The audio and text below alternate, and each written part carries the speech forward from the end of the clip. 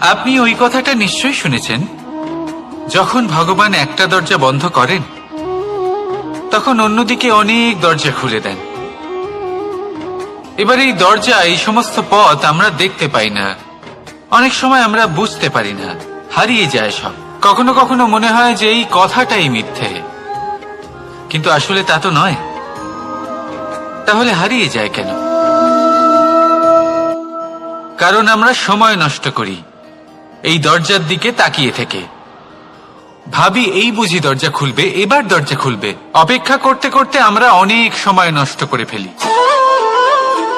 এত সময় নষ্ট করি যে আমরা দেখতে পাই না, খুঁজে পাই না সেই সমস্ত দরজা আর পথ যা আমাদের জন্য খোলা রয়েছে। যদি খুঁজেই না পাই তাহলে তা ব্যবহার করব কি করে? মনে রাখুন, ভগবান সবসময় আমাদের সাথে রয়েছেন, আমাদের সাহায্য করছেন। এই পথ সব সময় আছে, সর্বত্র আছে। দরকার রয়েছে শুধুমাত্র দৃষ্টির, দৃষ্টিভঙ্গি এবং ভাবনার। এই দৃষ্টিকে বিস্তৃত করুন, এই দৃষ্টিভঙ্গিকে ধনাত্মক করে তুলুন, আর এই ভাবনা এর সীমা একটু বাড়িয়ে তুলুন। তারপর দেখবেন সব খুঁজে পাবেন।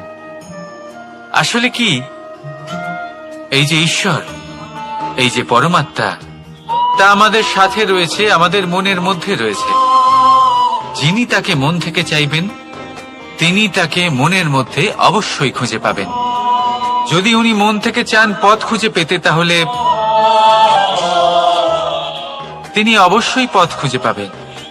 তাহলে আসুন আমার সাথে ভালোবেসে বলুন, রাধা রাধা।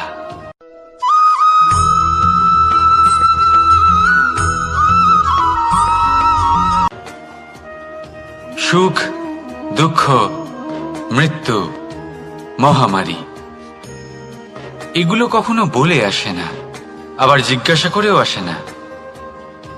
এমনই হয় দ্রুত ক্রীড়ার এই খেলায়। এক কারাগারের মতো, একটা মাকড়সার জালের মতো। যেমন একটা মাকড়সার জাল একটা পোকাকে নিজের দিকে আসতে আকর্ষিত করে নিজের চমকের দ্বারা, নিজের গঠন দ্বারা, সেরকমই দ্রুত ক্রীড়ার এই খেলা মানুষকে নিজের দিকে আসতে প্ররোচিত করে। শেষে গিয়ে মানুষ আটকা পড়ে। পার্থক্য শুধু এটাই, যখন এক পোকা এই জালে জড়িয়ে পড়ে তখন সে তার প্রাণ হারায়। মানুষ যখন এই দ্রুত ক্রীড়ায় আকর্ষিত হয়, সে নিজের মান, নিজের ধন সবকিছু হারায়, নিজের বিবেক হারিয়ে ফেলে। কিন্তু আপনি আপনার বিবেক কখনোই হারাবেন না। যদি আপনার মনে লোভ চলে আসে, আপনি লোভী হয়ে ওঠেন। যদি আপনি দ্রুত ক্রীড়ার এই খেলায় আটকা পড়েন, তাহলে মনে রাখবেন এই খেলা থেকে ফিরে আসা প্রায় অসম্ভবই বলা যায়। নিজের বিবেক কখনো হারাতে দেবেন না, কারণ বিনাশ আসার প্রথম লক্ষণ হলো বিবেকের বোধ চলে যাওয়া। এই প্ররোচনায় কখনো পা দেবেন না। আর আমার সাথে ভালোবেসে বলুন, রাধা রাধা।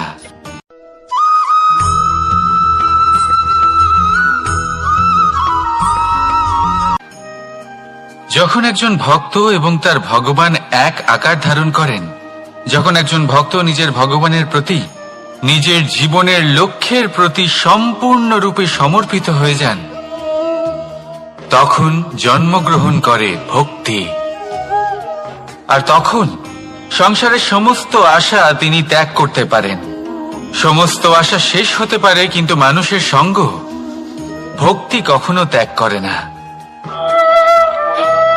যখন ভক্ত ও ভগবান এক আকার ধারণ করেন, এক হয়ে যান, তখন রথী এবং সারথীর মধ্যে কোনো পার্থক্য থাকে না।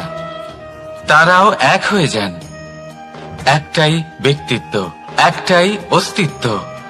আর সেই জন্যই কখনো কখনো রথীর আদেশ ছাড়াই সারথী রথ চালিয়ে দেন, আবার কখনো সারথীর পরামর্শ ছাড়াই রথী আক্রমণ করে ফেলেন।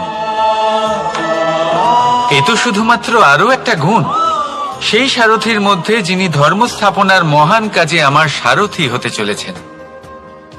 তাহলে আসুন আমার সাথে ভালোবেসে বলুন, রাধা রাধা।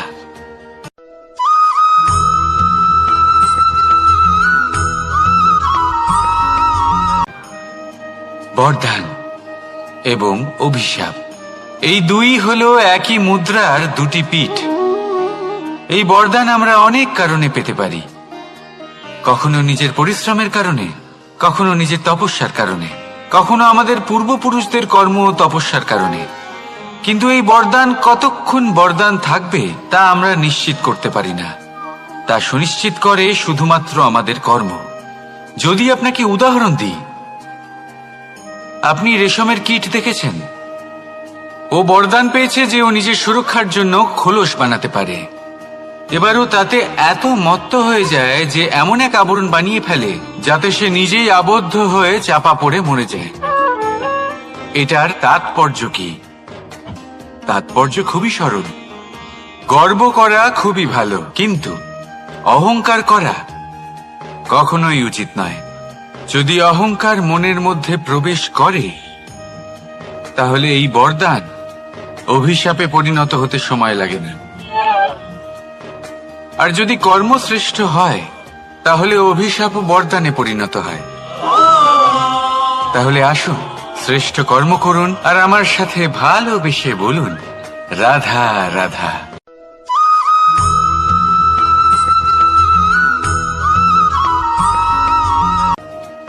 ধর্ম।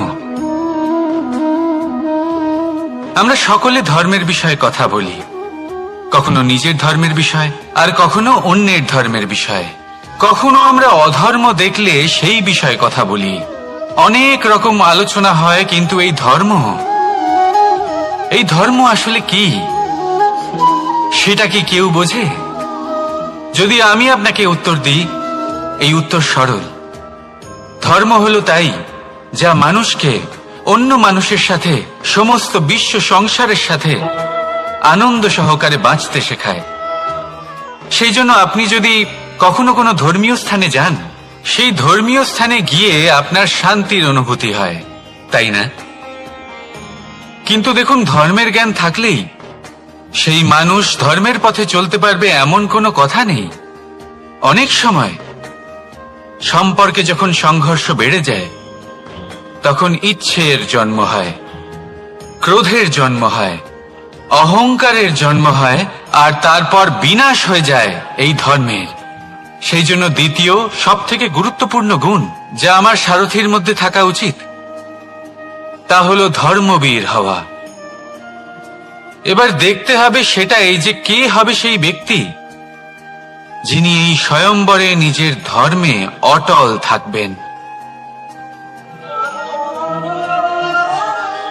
কারণ সেই ব্যক্তি এই সংসার থেকে সরে এসে ধর্মের পুনঃস্থাপনের এই মহাকার্যে আমার সারথি হতে পারবেন।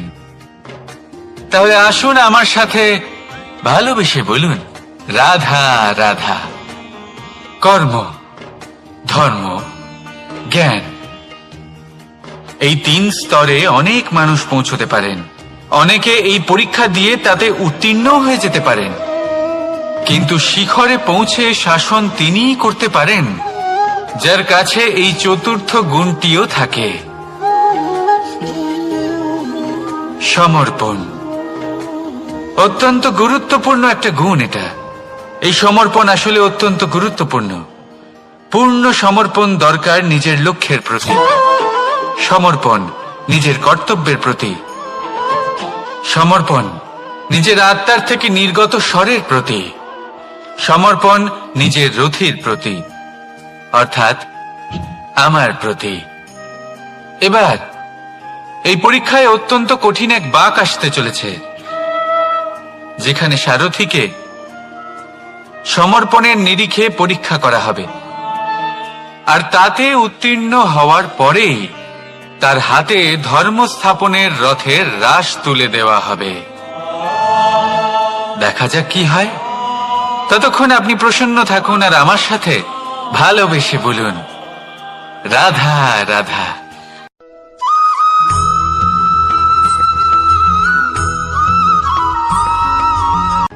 শব্দই হলো শূন্য, শব্দই হলো আরম্ভ, শব্দই হলো অন্ত, শব্দই হলো অমর, শব্দই হলো ব্রহ্ম। এই শব্দ হলো অত্যন্ত বিশেষ। কেউ কাঁদলে তাকে হাসিয়ে তোলে, কেউ হাসলে তাকে কাঁদিয়ে দেয়। কারোর মনে উদ্দীপনা জাগিয়ে তুলতে পারে, আবার কারোর মনে কাঁটা হয়ে বিঁধে থাকতে পারে। একটা অত্যন্ত গুরুত্বপূর্ণ কথা যা বোঝা অত্যন্ত আবশ্যক। আপনার মন, আপনার হৃদয়ে যতই শুদ্ধ হোক না কেন, যতই পবিত্র হোক না কেন, আপনার দৃষ্টিভঙ্গি যতই স্পষ্ট হোক না কেন, যদি আপনার কথা পবিত্র না হয়, যদি আপনার শব্দ শুদ্ধ না হয়, তাহলে তা আপনাকে আপনার কর্মফল ভোগ করতে বাধ্য করবেই। একটা সহজ উদাহরণ দিই। আপনার জীবনে এমন কেউ অবশ্যই থাকবেন যাকে আপনি পছন্দ করেন না, যিনি হয়তো অধর্মী মানুষ, যিনি হয়তো দুর্বুদ্ধি সম্পন্ন মানুষ, কিন্তু তার জন্য অপশব্দ প্রয়োগ করলে তার মধ্যে কোনো পরিবর্তন আসবে না, তার মানসিকতা বদলাবে না, শুধু মনে প্রতিশোধ স্পৃহা জেগে উঠবে, মনে হিংসা জাগবে, আর কিচ্ছু নয়। সেই জন্য নিজের শব্দকে নিয়ন্ত্রণ করুন, নিজের কথা সংযত করুন। শ্রেষ্ঠ থেকে শ্রেষ্ঠতর মানুষকেও সাবধানী হতে হয়, কারণ যদি এই শব্দের প্রয়োগ সঠিক না হয়, তাহলে আজীবন মানুষকে নির্বাক হয়ে থাকতে হতে পারে। তাহলে নিজের শব্দ নিয়ন্ত্রিত রাখুন, নিজের কথাকে শুভ করুন, এতে প্রেমবোধ জাগিয়ে তুলুন, আর সেই প্রেমবোধ নিয়েই বলুন, রাধা রাধা।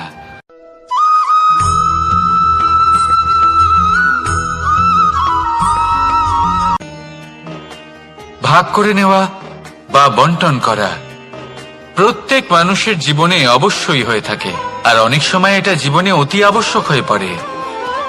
কিন্তু ভাগ করার মনোকামনা তার থেকেও বেশি গুরুত্বপূর্ণ হলো যে কোন ঘটনার আধারে এই বাটোয়ারা হলো।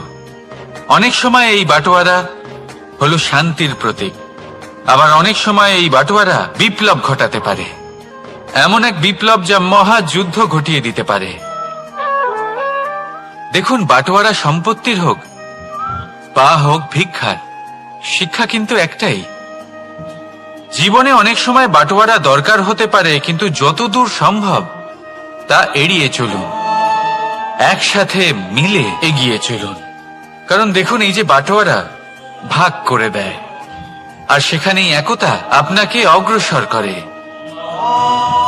তাহলে আপনিও এটাই করুন, একসাথে মিলে সামনে এগোন, আর আমার সাথে ভালোবেসে বলুন, রাধা রাধা।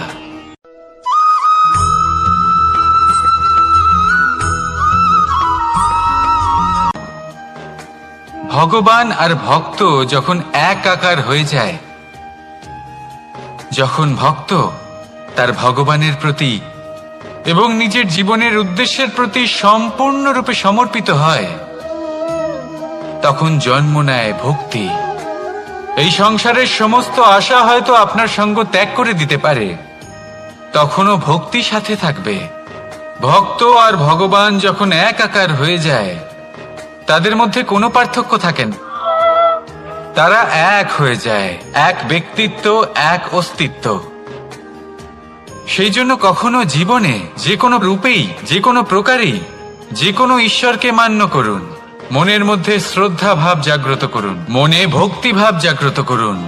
এই সমগ্র সংসারে সব কিছু আপনাকে ছেড়ে চলে গেলেও তখনও এই ভক্তি শুধুমাত্র আপনার উত্থান ঘটাবে।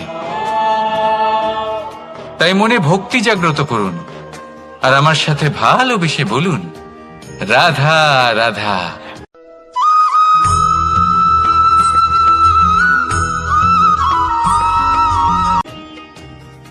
আত্মীয় স্বজন কারা হন? তারাই যারা সুখে দুঃখে পাশে থাকেন, তারা যারা বিপদের সময় আপনার পাশে এসে দাঁড়ান। এবার দেখুন, একটা প্রশ্ন করব আপনাদের, সব থেকে ঘনিষ্ঠ, আবশ্যক এবং গুরুত্বপূর্ণ আত্মীয় কারা, বিশেষ করে বিপদের সময়? কেউ বলবেন মাতা, কেউ বলবেন পিতা, কেউ বলবেন ভাই বোন, ইত্যাদি ইত্যাদি। এবার ভাবুন, আপনি বড় হয়ে গেছেন, আপনি বাড়ি থেকে দূরে চলে গেছেন, পেট ভরানোর জন্য আপনাকে প্রত্যেকদিন চেষ্টা করতে হয়। এমন সময় যদি আপনার জীবনে বিপদ এসে পড়ে, তাহলে কখন আপনার খবর ওনাদের কাছে পৌঁছবে? কতক্ষণে ওনারা সাহায্য করতে আসতে পারবেন? এরকম এক সময় সবথেকে গুরুত্বপূর্ণ আত্মীয় হন আপনার প্রতিবেশী, কারণ তারাই সেই মুহূর্তে আপনার সব থেকে কাছে। আপনি কখনো পরীক্ষা করে দেখবেন, আপনার তার সাথে লক্ষ্য মতভেদ থাকলেও প্রতিবেশীকে কষ্টের মধ্যে দেখে সবার আগে সাহায্য করতে তারাই এগিয়ে আসেন। তাই প্রতিবেশীর সাথে সম্পর্ক ভালো রাখুন, শুধুমাত্র স্বার্থের জন্য নয়। এটা হলো শান্তিরও আধার। যদি এই সম্পর্ক ভালো থাকে তাহলে না কথায় কথায় বিবাদ হবে, না মতান্তর। আর এই সুখী সম্পর্কের ছায়ায় মন প্রসন্ন হয়ে বলবে, রাধা রাধা।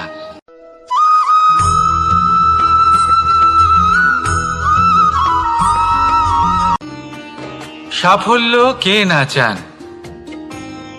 সাফল্য লাভ করার, শিখরে পৌঁছানোর আলাদাই একটা আনন্দ রয়েছে।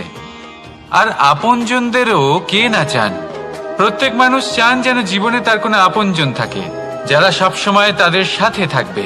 কারণ আপনজনের সাথেই তো সাফল্যের আনন্দ সব থেকে বেশি পাওয়া যায়।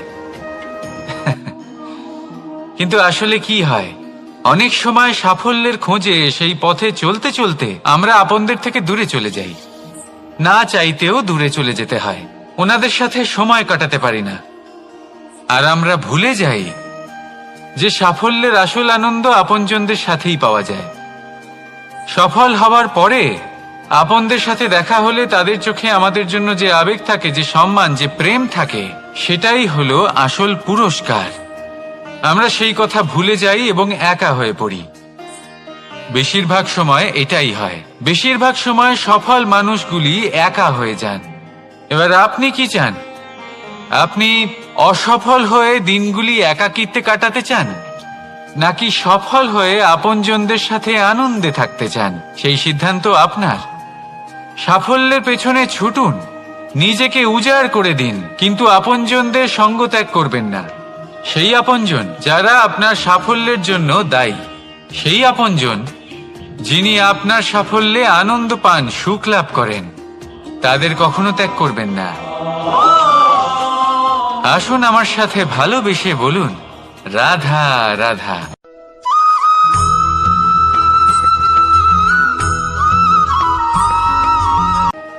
কখনো ভেবে দেখেছেন মানুষকেই এই সংসারে সর্বশ্রেষ্ঠ প্রাণী কেন বলা হয়? অন্য কোনো প্রাণীকে কেন নয়? শুধু কি এই জন্যই আমরা চিন্তা করতে পারি, আমাদের কাছে তীক্ষ্ণ বুদ্ধি রয়েছে, কোনো কিছু আবিষ্কার করতে পারি, সেই কারণেই?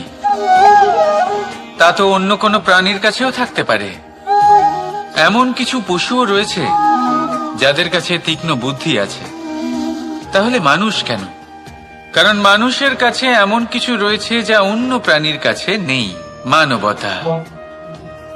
মানবতা যা সর্বপ্রথম এগিয়ে যেতে চাইলেও যদি পথে কেউ ধাক্কা খেয়ে পড়ে যায়, তাকে আগলে রাখতেও জানে। মনে রাখবেন, আপনার সব থেকে বড় পরিচয় আপনার নাম, আপনার সম্পত্তি বা আপনার ধর্মও নয়। আপনার সব থেকে বড় পরিচয় হলো আপনার মানবতা। তাহলে সময় এলে পরে নিজের মানবতার পরিচয় দিন। অন্য মানুষকে সাহায্য করুন, অন্য প্রাণীকে সাহায্য করুন। একা একা পথ চলা হলো পশুদের প্রবৃত্তি। মানুষ হলেন তিনি যিনি অন্যের জন্য প্রাণও দিতে পারেন। মানুষ হলেন তিনি যিনি অন্য মানুষের প্রাণ বাঁচান। সেই মানবতাকে জাগিয়ে তুলুন আর এই জীবন বাঁচতে শুরু করুন। আর হ্যাঁ, আমার সাথে ভালোবেসে বলুন, রাধা রাধা।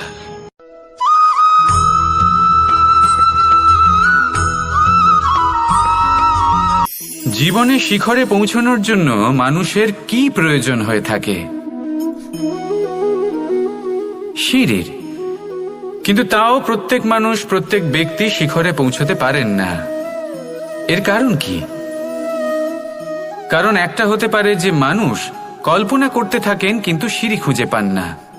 কিছু মানুষ খুঁজে নেন কিন্তু তা পেয়ে এতটাই প্রসন্ন হয়ে যান যে তারপর আর কোনো কর্মই করেন না।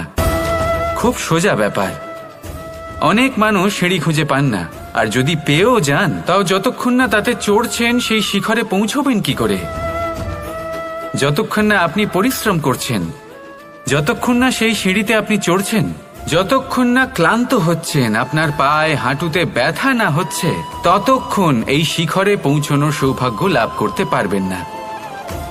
তাহলে কল্পনার সাথে কর্ম করুন, পরিকল্পনার সাথে পরিশ্রম করুন, সব কিছু পাবেন।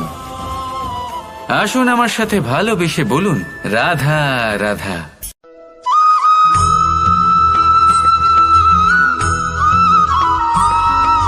এই সংসারে মাতা পিতা তার সন্তানকে সব থেকে বড় উপহার কি দিতে পারেন? বৈভব, সুযোগ সুবিধা, বাড়ি, নাকি আশেপাশের পরিবেশ? এই সংসারে মাতা পিতা তার সন্তানকে সব থেকে বড় উপহার শিক্ষা দিতে পারেন, কিন্তু তার জন্য সময়ের প্রয়োজন হয়। এবার এই সময় অত্যন্ত অদ্ভুত। সময়ের ধারণা সবার রয়েছে। কখনো কখনো কিছু কঠিন সময় বরদানের মতো আমাদের সম্মুখে আসে। এরকম কোনো সমস্যার কথা যদি আমি বলি, যেমন যুদ্ধ, মহামারী, মহা অসুখ, এরকম সময়ে আমাদের কাছে যথেষ্ট সময় থাকে। এই সময় আমরা চিন্তা করি, ভয়ভীত হই, কে জানে কত সম্পত্তির ক্ষয়ক্ষতি হবে। এবার এই সময় কিভাবে কাটিয়ে ওঠা যায়? অশুভ চিন্তা তার মনের মধ্যে বাসা বাঁধে, সে বুঝতে পারে না সে কি করবে। আমি বলবো, চিন্তা ত্যাগ করুন, এই ভয়কে ত্যাগ করুন। আর মনে রাখুন একটা গুরুত্বপূর্ণ কথা, যে ঈশ্বর আপনাকে বরদান দিয়েছেন যাতে আপনি নিজের কর্তব্য পূর্ণ করতে পারেন। কর্তব্য, নিজের পরিবারকে সময় দেওয়া, নিজের সন্তানকে শিক্ষা দেওয়া। তাদের সাথে বসুন, কথাবার্তা বলুন, আলোচনা করুন। কিছু কথা তারা বলবে, কিছু আপনি বলবেন, কিছু আপনি শিখবেন, কিছু তারা শিখবে। তাদের সাথে খেলা করুন, তাদের সাথে পূর্বপুরুষের গল্প করুন। এইসব করলে তাতে না শুধু তাদের ভবিষ্যৎ উজ্জ্বল হবে, বরং আপনিও সন্তুষ্টি পাবেন। ভয়ভীত হবেন না। আজ বর্তমানে আপনি কি করতে পারেন যাতে আপনার বর্তমান সঠিক হবে এবং ভবিষ্যৎ উজ্জ্বল হবে, তাতে একাগ্র হন। সব কিছু শুভ হবে। রাধা রাধা।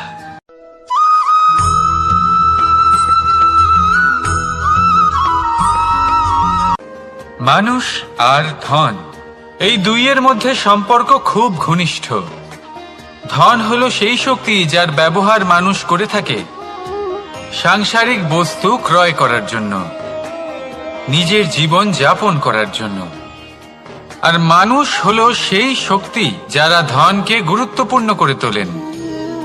এবার একটা কথা বলি, ব্যবহার করা উচিত ধনকে আর ভালোবাসা উচিত মানুষকে। এটা বেশিরভাগ মানুষই বোঝেন না। মানুষ এখানেই সব থেকে বড় ভুল করে বসেন। তারা ভালোবাসেন ধনকে আর ব্যবহার করেন মানুষকে। এ হলো অনুচিত।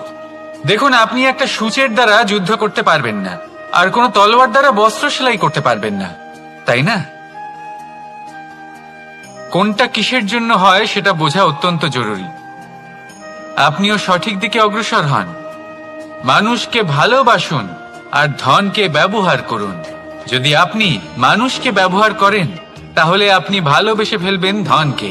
আর এই ভালোবাসা ধীরে ধীরে পরিণত হবে লোভে, আর ধীরে ধীরে এটা আপনাকে বিনাশ করে দেবে। তাহলে সমস্ত মানুষকে ভালোবাসুন আর এইভাবে ভালোবেসে বলুন, রাধা রাধা।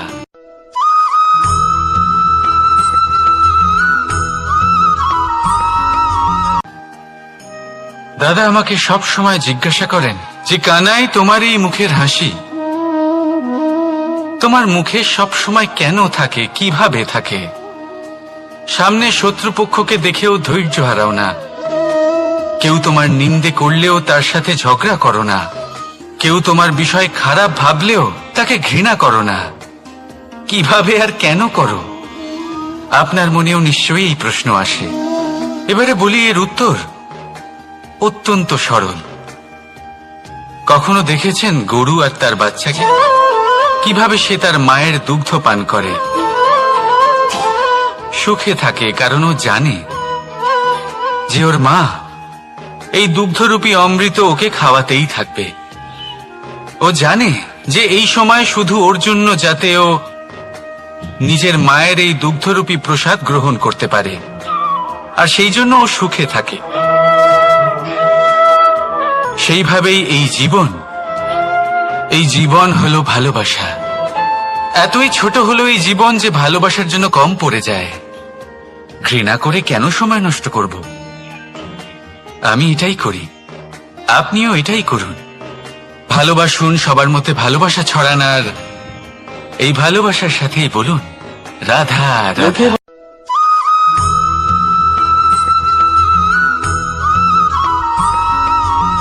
সুরক্ষা।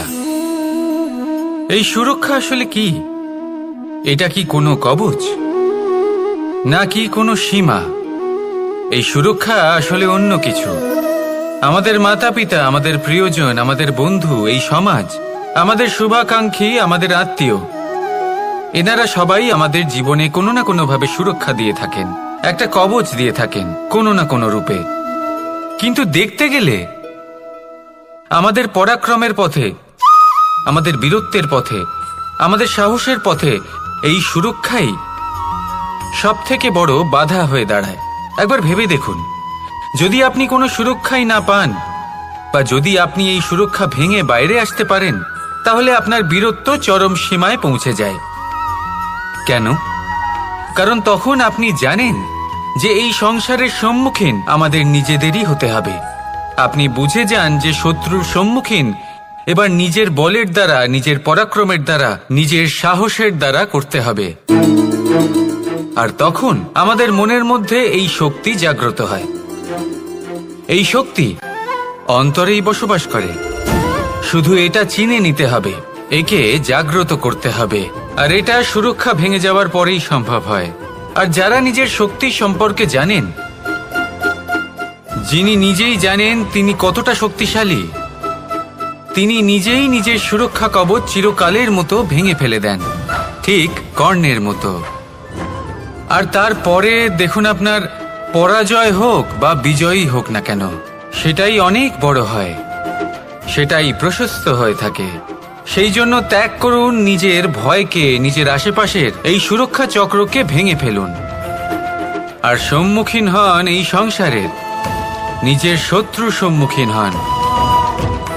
পরাক্রমের এই অঙ্কুর, তা অঙ্কুরিত হওয়ার জন্য বীজের উপরের এই কবচ, এটা ভেঙে যাওয়া অতি আবশ্যক।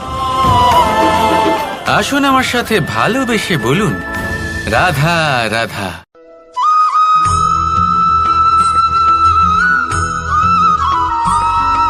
ফলে মানুষ নিজের ভবিষ্যৎ জন্ম থেকেই লিখিয়ে আনে, অর্থাৎ এখানে এই কপালে। ভাগ্য দেবতা আমাদের সমস্ত উত্থান, সমস্ত পতনের হিসেব সবটা লিখে দেন। কিন্তু কপালে কেন, পায়ে নয় কেন? যদি পায়ে লেখা হয় তাহলে আমরা পড়তে পারবো, যদি কপালে লেখা হয় আমরা ছাড়া বাকি সবাই পড়তে পারবে। এবারে আমাদের কপাল এখানে তাই প্রতিফলিত হয় যা আমাদের মস্তিষ্কে আছে, আর মস্তিষ্কে থাকে আমাদের ভাবনা। তাই এই ভাবনার ধনাত্মক হওয়া অত্যন্ত জরুরি। এতে বিকাশের জন্য স্থান রাখুন, এতে সবাইকে একসাথে নিয়ে চলার ভাবনা রাখুন, আর বিশ্বাস করুন আপনার মস্তিষ্কের এই ভাবনা সাফল্য রূপে আপনার কপালে অবশ্যই লিখিত হবে। কারণ আপনার ভাবনাই সত্য হয়ে আপনার জীবনে আসে। রাধা রাধা।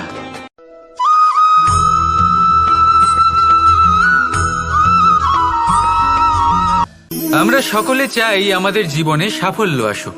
আমরা চাই যে এই সংসারে আমাদের খ্যাতি ছড়িয়ে পড়ুক। আমরা চাই যেন আমরা আলোচিত হই। কিন্তু শুধু চাইলেই কি যায় আসে? যদি এই সংসারে আলোচিত হতে হয় তাহলে পরিচিত হতে হবে পরিশ্রমের দ্বারা। যতক্ষণ না আপনারা পরিশ্রমের সাথে পরিচিত হবেন, সাফল্যের সাথে পরিচিত হবেন না। সংঘর্ষ করতে হবে প্রতিদিন, প্রতি বছর, জীবনের সব পরিস্থিতিতেই হয়তো নতুন নতুন বাধা আসবে, নতুন নতুন বিঘ্ন ঘটবে, কিন্তু এটা আবশ্যক নয় যে সমস্ত বিঘ্ন বিনাশের জন্য আসবে। কিছু বিঘ্ন আপনার পথ প্রশস্ত করার জন্য আসবে, আপনার পথ পরিষ্কার। সবার একসাথেই হয়, আবার সূর্যাস্ত সকলের একসাথেই হয়। এবারে ভাবুন, এই সময় প্রত্যেকের জন্য আলাদা আলাদা। কারোর জন্য এই সময় ভালো, আবার কারোর জন্য এই সময়ই খারাপ। এক্ষুনি এই মুহূর্তে কারোর মুখে সফলতার আলো রয়েছে, আবার কারোর মুখে অসফলতার নিরাশা। এটা কেন? কেন এই সময় কারোর জন্য শ্রেষ্ঠ, আবার কেন তা কাউকে নিরাশ করে? এটার উত্তর হলো আপনার চিন্তা, আপনার কর্ম। যেমন আপনার চিন্তাধারা তেমন আপনার কর্ম, আর তেমনই হবে আপনার এই সময়। আপনি জীবনে সুখ তখনই পাবেন যখন আপনি কারোর মুখে আশার আলো এনে দেবেন। আপনি আনন্দ তখনই পাবেন যখন আপনি কাউকে খুশি করবেন। হ্যাঁ, এটা ঠিক যে কাউকে খুশি করা সব সময় আপনার হাতে নেই, কিন্তু আপনার হাতে এটা অবশ্যই আছে যে আপনি কাউকে দুঃখ না দেন, কাউকে নিরাশ না করেন। আর কোনো ব্যক্তিকে দুঃখ না দেওয়ার এই চেষ্টাও আপনার কর্মই বটে। আর এই শুভ কর্মের ফল আপনাকে প্রকৃতি অবশ্যই দেবে। তাই মনে রাখবেন, ভালো সময় তারই আসে যে কখনো কারোর খারাপ চায় না। রাধা রাধা।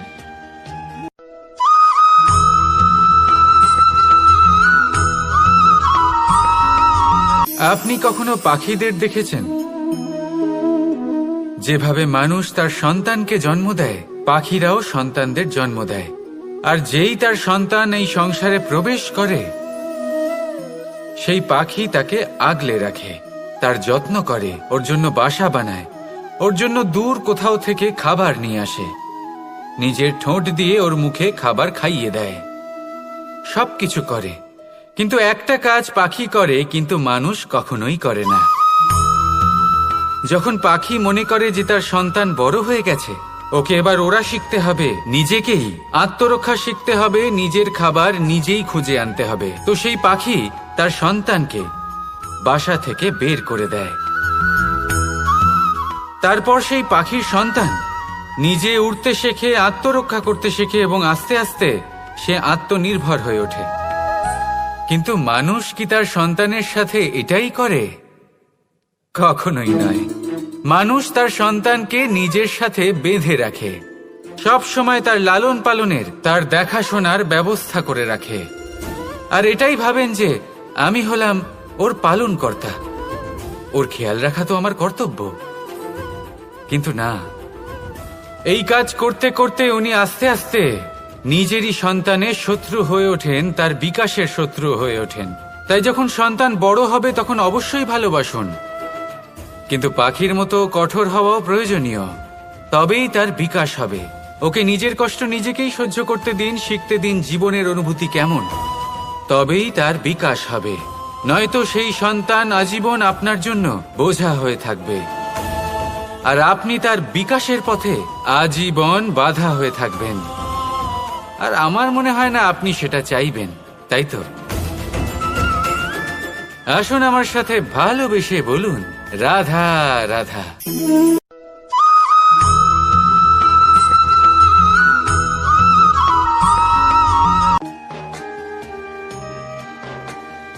লোকে আমাকে সব সময় জিজ্ঞেস করে যে কানাই, এখন তুমি বড় হয়ে গেছো, এই বাচ্চাদের সাথে থেকে তুমি সব সময় দুষ্টুমি করো কেন? তুমি বড় হয়ে গেছো, বড়দের মতো থাকো। বেশিরভাগ লোকে এটা বুঝতে পারে না, ভাবে উনি তো ভগবান, ভগবানের মতো গম্ভীর নয় কেন? এবারে আমি কি করে বোঝাবো সবাইকে যে আমার ভগবান হওয়ার পিছনে যে সবচেয়ে বড় রহস্য, তা হলো এই বাচ্চারাই। আমার শক্তি কোথা থেকে আসে? সমস্ত সমস্যার সমাধান করার শক্তি এই বাচ্চাদের থেকেই তো আসে। জীবনে বাঁচার শক্তি, সংসারকে প্রেম শেখাবার শক্তি এই বাচ্চাদের থেকেই আসে। কারণ বাচ্চাদের থেকে বড় কোনো ভগবান হয় না। এবারে দেখুন না, পুরাণ আর বেদের কোনো জ্ঞান নেই ওদের, কিন্তু খুব ভালোভাবেই জানে যে একজন উদাস ব্যক্তির মন কি করে ভোলানো যায়, কি করে তাকে আনন্দ দেওয়া যায়। আর এ এক বিশাল ব্যাপার। কোনো ন্যায়, কোনো নীতির জ্ঞান নেই ওদের, কোনো ভেদাভেদ করতে জানে না। কিন্তু এটা অবশ্যই জানে একজন একা অজানা ব্যক্তিকে নিজের দলের সদস্য কি করে বানাতে হয়, কি করে তাকে আপন করতে হয়। আর এ এক বড় ব্যাপার। এই বাচ্চাদের থেকে অনেক কিছু শেখার আছে। তাই আপনারাও নিজেদের জীবনে গম্ভীর হওয়ার চেষ্টা কখনোই করবেন না। আর যদি করেন তাহলে এই সংসার খুবই নিরস লাগবে আপনার। আপনিও বাচ্চাদের মতো নিষ্পাপ থাকুন আর নিজেকে আনন্দে রাখুন। লাভ আর ক্ষতির ঊর্ধ্বে গিয়ে সম্পর্ককে দেখুন। জ্ঞান অর্জন করার পরিবর্তে ভালোবেসে সম্পর্ক পালন করুন। আপনি নিজেই বুঝে যাবেন যে এই সংসার কতটা সুন্দর। রাধা রাধা।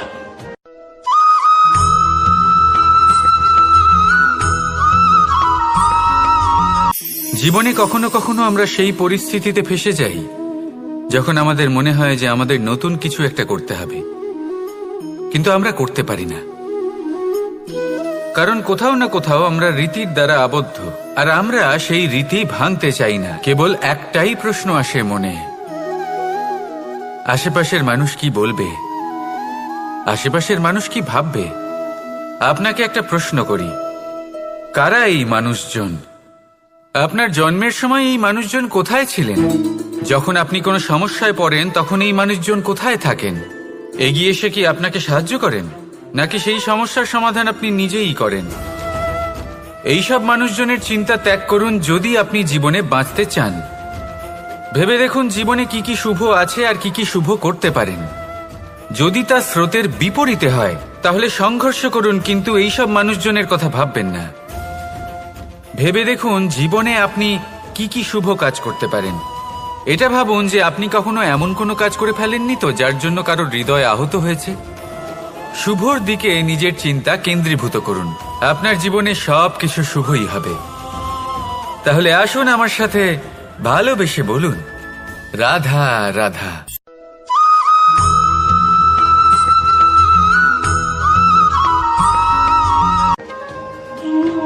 মানুষ জন্ম নেয়, আর জন্ম নিলেই তার জীবনযাত্রা শুরু হয়ে যায়। তারপর সে পরিশ্রম করে, লড়াই করে, আর সে তার ফল অবশ্যই পায়।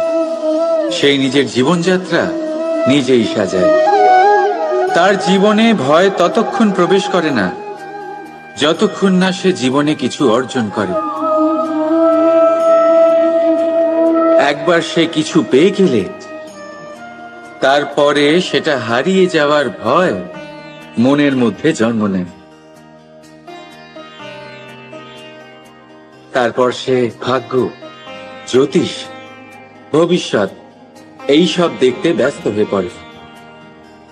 আমি আপনাকে একটা প্রশ্ন করছি, আপনি যখন এই সংসারে এসেছিলেন কি নিয়ে এসেছিলেন যে আপনি হারাবেন? কিছুই না। আপনার বশে আপনার জীবনের সেই মুহূর্তই আছে যা আপনার হাতে আছে, অন্য কিছুই নয়। আপনার হাতে আছে আপনার কর্ম। যে জীবনে দুর্ভাগ্যে হতাশ হয় না, যে অসফলতার জন্য ভেঙে পড়ে না, সেই এই জীবনে বিজয়ী হয়। বলুন, যখন আপনার জীবনে কিছুই ছিল না কি করেছিলেন? পরিশ্রম করেছিলেন, লড়াই করেছিলেন, আর সেই সব কিছু পেয়েছেন যা পেতে চেয়েছিলেন। তাহলে আজ সব পাওয়ার পর ভয় কিসের? সেই সব জিনিস কি আপনাকে পরিশ্রম করার থেকে আটকায়? না। সেই জন্য নিজের হাতের রেখায় কখনো নিজের পথ খুঁজবেন না। কারণ এই সংসারে যাদের হাতই নেই তারাও নিশ্চিতভাবে তাদের নিজের পথ নিজেই বানিয়ে নেয়। তাহলে আপনার কি নিয়ে চিন্তা? রাধা রাধা।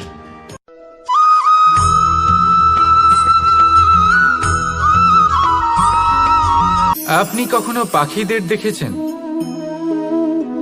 যেভাবে মানুষ তার সন্তানকে জন্ম দেয় পাখিরাও সন্তানদের জন্ম দেয়, আর যেই তার সন্তান এই সংসারে প্রবেশ করে সেই পাখি তাকে আগলে রাখে, তার যত্ন করে, ওর জন্য বাসা বানায়, ওর জন্য দূর কোথাও থেকে খাবার নিয়ে আসে, নিজের ঠোঁট দিয়ে ওর মুখে খাবার খাইয়ে দেয়, সবকিছু করে। কিন্তু একটা কাজ পাখি করে কিন্তু মানুষ কখনোই করে না। যখন পাখি মনে করে যে তার সন্তান বড় হয়ে গেছে, ওকে এবার ওরা শিখতে হবে, নিজেকেই আত্মরক্ষা শিখতে হবে, নিজের খাবার নিজেই খুঁজে আনতে হবে, তো সেই পাখি তার সন্তানকে বাসা থেকে বের করে দেয়। তারপর সেই পাখির সন্তান নিজে উড়তে শেখে, আত্মরক্ষা করতে শেখে এবং আস্তে আস্তে সে আত্মনির্ভর হয়ে ওঠে। কিন্তু মানুষ কি তার সন্তানের সাথে এটাই করে? কখনোই নয়। মানুষ তার সন্তানকে নিজের সাথে বেঁধে রাখে, সব সময় তার লালন পালনের, তার দেখাশোনার ব্যবস্থা করে রাখে, আর এটাই ভাবেন যে আমি হলাম ওর পালনকর্তা, ওর খেয়াল রাখা তো আমার কর্তব্য। কিন্তু না, এই কাজ করতে করতে উনি আস্তে আস্তে নিজেরই সন্তানের শত্রু হয়ে ওঠেন, তার বিকাশের শত্রু হয়ে ওঠেন। তাই যখন সন্তান বড় হবে তখন অবশ্যই ভালোবাসুন, কিন্তু পাখির মতো কঠোর হওয়াও প্রয়োজনীয়, তবেই তার বিকাশ হবে। ওকে নিজের কষ্ট নিজেকেই সহ্য করতে দিন, শিখতে দিন জীবনের অনুভূতি কেমন, তবেই তার বিকাশ হবে। নয়তো সেই সন্তান আজীবন আপনার জন্য বোঝা হয়ে থাকবে, আর আপনি তার বিকাশের পথে আজীবন বাধা হয়ে থাকবেন। আর আমার মনে হয় না আপনি সেটা চাইবেন, তাই তো? আসুন আমার সাথে ভালোবেসে বলুন, রাধা রাধা।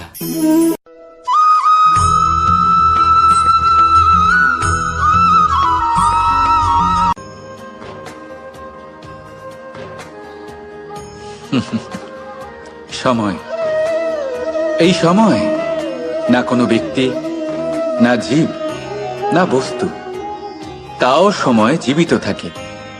এই সময়ে না জল, না অগ্নি, আর না বায়ু, কিন্তু তাও আমাদের জীবনের আধার এই সময়। দেখতে গেলে মানুষ এই সময়ের হাতের খেলনা। কখনো আমাদের সময় ভালো হয়, আবার কখনো খারাপ। কেউ সময় আসার প্রতীক্ষা করে, আবার কেউ সময় যাওয়ার প্রতীক্ষা করে, কিন্তু এই সময় কারোর হাতে ধরা দেয় না। এই সময় যা কেউ দেখতে পায় না, এটা সবাইকে সবকিছু দেখিয়ে যায়। দেখিয়ে যায় যে আপন কে আর পর কে, আমাদের শুভাকাঙ্ক্ষীকে আর ক্ষতি কে চায়, আমাদের মিত্রকে আর আমাদের শত্রুকে। এই সময় আপনাকে দেখায় যে আপনি কতটা শক্তিশালী, সেই সময় আপনাকে দেখিয়ে যাবে আপনি কতটা দুর্বল। এই সময় সব কিছু দেখিয়ে যায়। তাই এই সময় যা এতটা শক্তিশালী, তা আমরা নষ্ট কেন করি? ভেবে দেখুন। এবারে উঠুন আর এই সময়ের সম্পূর্ণ ব্যবহার করুন, এই সময়ের সদ্ব্যবহার করুন, কারণ এই সময়কে ব্যবহার করাটাই আপনার হাতে রয়েছে, আর কিচ্ছু না। আর এই সময় একবার বয়ে গেলে তখন যাই করুন না কেন কখনো ফেরত আসবে না। সময়ের সদ্ব্যবহার করুন আর সবার মধ্যে আনন্দ ছড়ান। আর আসুন আমার সাথে ভালোবেসে বলুন, রাধা রাধা।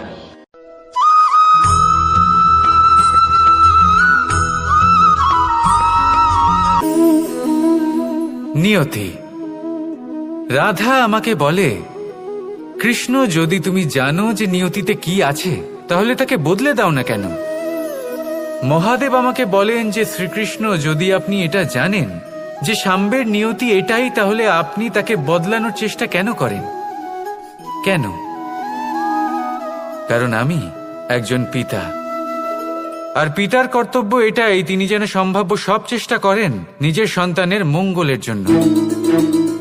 নিয়তি আমি জানি, কিন্তু এটাও আমি জানি যে কর্মের থেকে বড় আর কোনো নিয়তি হতে পারে না। অভিজ্ঞতাও রয়েছে যে কর্মের হাতে নিয়তির এই চক্র বদলে যেতে পারে। তাই জীবনে যদি আপনার কখনো এমন মনে হয় যে এটা তো অসম্ভব, তখনও চেষ্টা করা কখনোই ছাড়বেন না। কে বলতে পারে আপনারই কর্মের কোনো এক বীজ হয়তো নিয়তির চাকায় আটকে গেল, আর নিয়তিকে নিজের পথ পাল্টাতে হলো, ঠিক কি না? সেই জন্য নিয়তিকে ভাগ্য মেনে নিয়ে চুপ করে বসে থাকবেন না। নিজের নিয়তি স্বয়ং নিজের কর্মের দ্বারা নির্ধারিত করুন, কারণ আপনার এই কর্মের ওপরেই আপনার অধিকার রয়েছে। আর এই অধিকারকে নিয়তি অনেক সময় সম্মানও করে। তাহলে আসুন আর আমার সাথে ভালোবেসে বলুন, রাধা।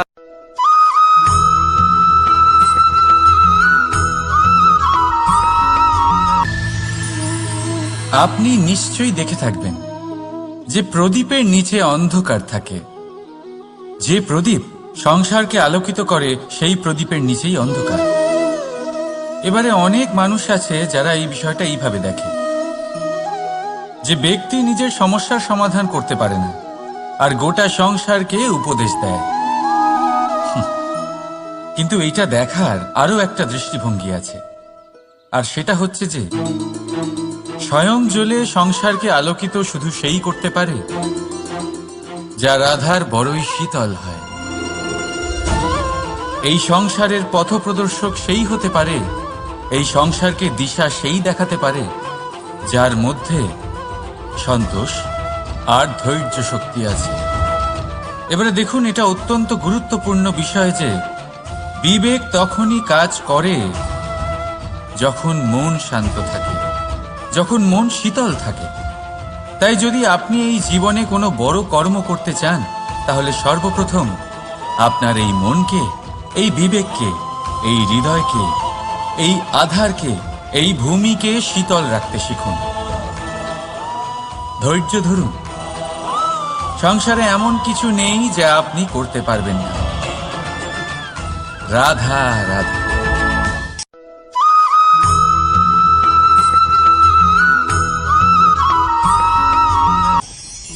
আজ আপনাকে একটা গল্প শোনাচ্ছি। একদিন এক ব্যক্তি নিজের দ্বারে লিখে দিলেন, আজ আমি ভীষণ দুঃখী, আজ আমার সাথে কেউ দেখা করতে আসবেন না। কিছুক্ষণ পরে তার এক বন্ধু এলো। সে সেই লেখা পড়ল, তাও গিয়ে তার সাথে দেখা করল। সে বলল, আমি লেখাপড়া জানি না, কিন্তু আমার বন্ধুর মনের এই বেদনা, এটা আমাকে সবসময় ডাক দেয়। এরাই হলো আসল বন্ধু। কোনো কারণে আপনি যদি দুঃখ পান, কোনো সমস্যার সমাধান না বের করতে পারেন, এই সংসার থেকে আলাদা হয়ে যেতে চান, তাও এই বন্ধু আপনার সাথেই থাকবে। সমস্যার সমাধান না দিতে পারলেও আপনার সম্বল হয়ে অবশ্যই থাকবে। হয়তো আপনার দুঃখ কম করতে পারবে না, কিন্তু আশার আলো অবশ্যই দেখাবে। যখন আপনি সংসারের থেকে আলাদা হয়ে যান, তখনও আপনার সাথে যুক্ত থাকে আপনার এই বন্ধু, আসল বন্ধু। এবারে আমরা মানুষেরা বড়ই বিচিত্র। তারা সব সময় যে কোনো জিনিস, তাই ভালোবাসুন, বন্ধুত্ব বজায় রাখুন, আর আমার সাথে প্রসন্ন হয়ে বলুন, রাধা রাধা।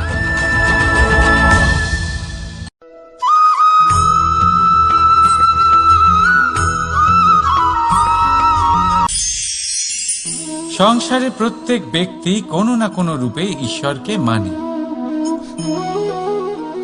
কেউ মূর্তি রূপে, তো কেউ তত্ত্ব রূপে, কেউ ভাবনা যিনি আপনাকে জন্ম দিয়েছেন, আপনাকে বাঁচতে শিখিয়েছেন, আপনাকে সংস্কার দিয়েছেন। যদি আপনি কখনো কোনো অনুচিত পথে অগ্রসর হয়েছেন, তখন তিরস্কার করে আপনাকে সঠিক পথে এনেছেন। যদি আপনি এই সংসারে অসফল হয়েছেন, তখন তার আঁচলের উষ্ণতা দিয়ে আপনাকে আশ্বাস জুগিয়েছেন। সেই সমস্ত কাজ করেন এই মা, যা ঈশ্বরও করেন। সেই জন্য মনে রাখবেন যে এই সংসারে আপনার সবচেয়ে প্রথম ঈশ্বর যদি কেউ থাকে, তাহলে তা আপনার মা। প্রত্যেক প্রতিমাতে ঈশ্বর নাই থাকতে পারে, কিন্তু প্রত্যেক মায়ের মধ্যে ঈশ্বর অবশ্যই থাকে। রাধা রাধা।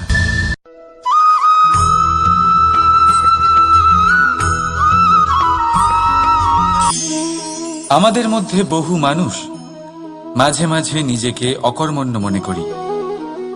ভেবে নিই যে এত চেষ্টা করার পরেও কিছুই পেলাম না, আর হয়তো পরেও কিছুই পাবো না। আর সেই জন্য নিজের জীবনের সমস্ত বোঝা অন্য কারোর কাঁধে চাপিয়ে দিই, নিজের ওপরে বিশ্বাস হারিয়ে ফেলি। কেন বুঝতে পারেন না এই কথাটা? যে যতক্ষণ না পায়ে কোনো কাঁটা ফুটবে, ব্যক্তি কি করে বুঝতে পারবে যে এরপর থেকে নিচে তাকিয়ে চলতে হবে? সূর্যকে নিজে জ্বলতে হয় যাতে বাকিদের প্রকাশ দিতে পারে সে। রাতের অন্ধকারের সাথে লড়াই করার জন্য চন্দ্রিমাকে আকাশে একা উজ্জ্বল হতে হয়। নদী নিজের যাত্রা কি করে করে, নিজের পথ কি করে নির্মাণ করে? সে পাথরের সাথে লড়াই করে তা বানায়। যদি স্বয়ং আপনি নিজের সাহায্য করতে অক্ষম হন, তাহলে নিশ্চিতভাবে আপনার এই জীবন ব্যর্থ হয়ে যাবে। তাই মনে রাখবেন, এই সংসারে নিজের জীবনের ভার নিজের কাঁধেই বহন করতে হয়। অন্যের কাঁধের ওপর শুধুমাত্র পরলোক যাত্রা হয়। সেই জন্য এই সংসারে জীবিত সেই যে আত্মনির্ভর।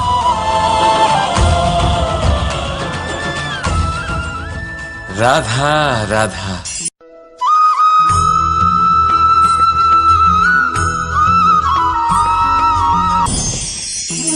অভিমান, আত্মসম্মান, অহংকার, দেখতে গেলে এই তিনটি শব্দ ভিন্ন ভিন্ন, কিন্তু এর মূল আধার একই, আত্মসম্মান।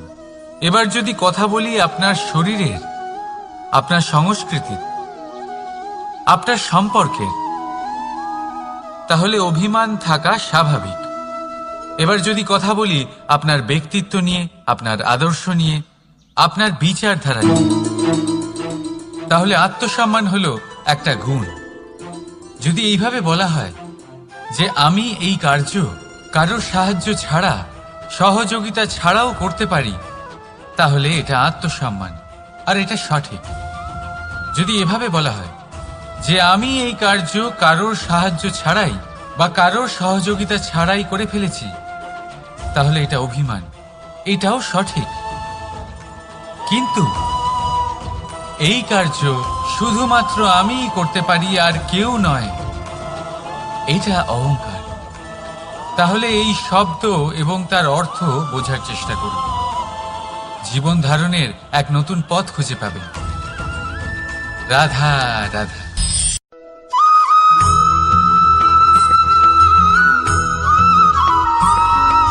সময়, কথায় বলে সময়ের পূর্বে কিছুই হয় না।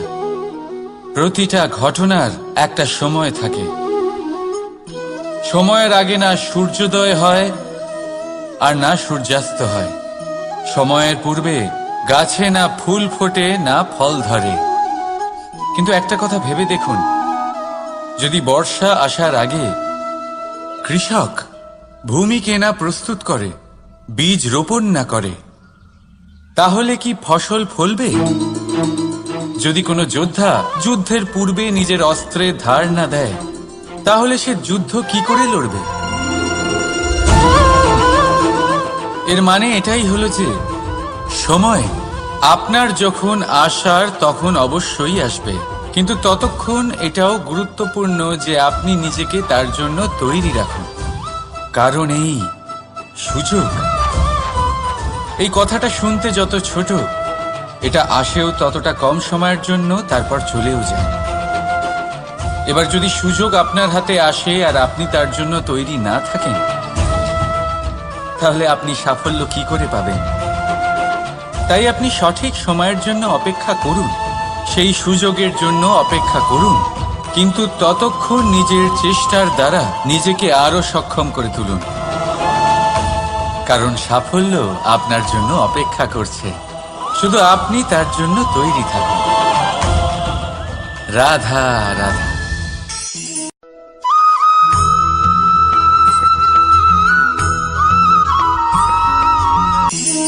মোহ, শাস্ত্রে লেখা আছে যে মোহ শুধু সেই ব্যক্তিকেই নয়, বরং সেই আরেক ব্যক্তিকেও বিনাশ করে দেয় যার ওপরে সেই মোহ আছে। এবারে লোকে কি করেন, এই শাস্ত্রে লেখা কথাগুলি শুধু শাব্দিক অর্থে নেন। এই মোহ, দেখুন, এটা শুভও হতে পারে, শুধু এর রূপ ভিন্ন ভিন্ন হয়। এটা ভালো করে বুঝতে হবে। এবারে মোহ যদি কোনো বস্তুর উপরে থাকে তাহলে তা লালসা হয়ে যায়। মোহ কোনো বিশেষ ব্যক্তির উপরে হয়ে গেলে তা প্রেম নয়, আকর্ষণ হয়ে যায়। অস্ত্র বানাতে চাইবেন, ভেবে দেখুন, সিদ্ধান্ত আপনার। রাধা রাধা।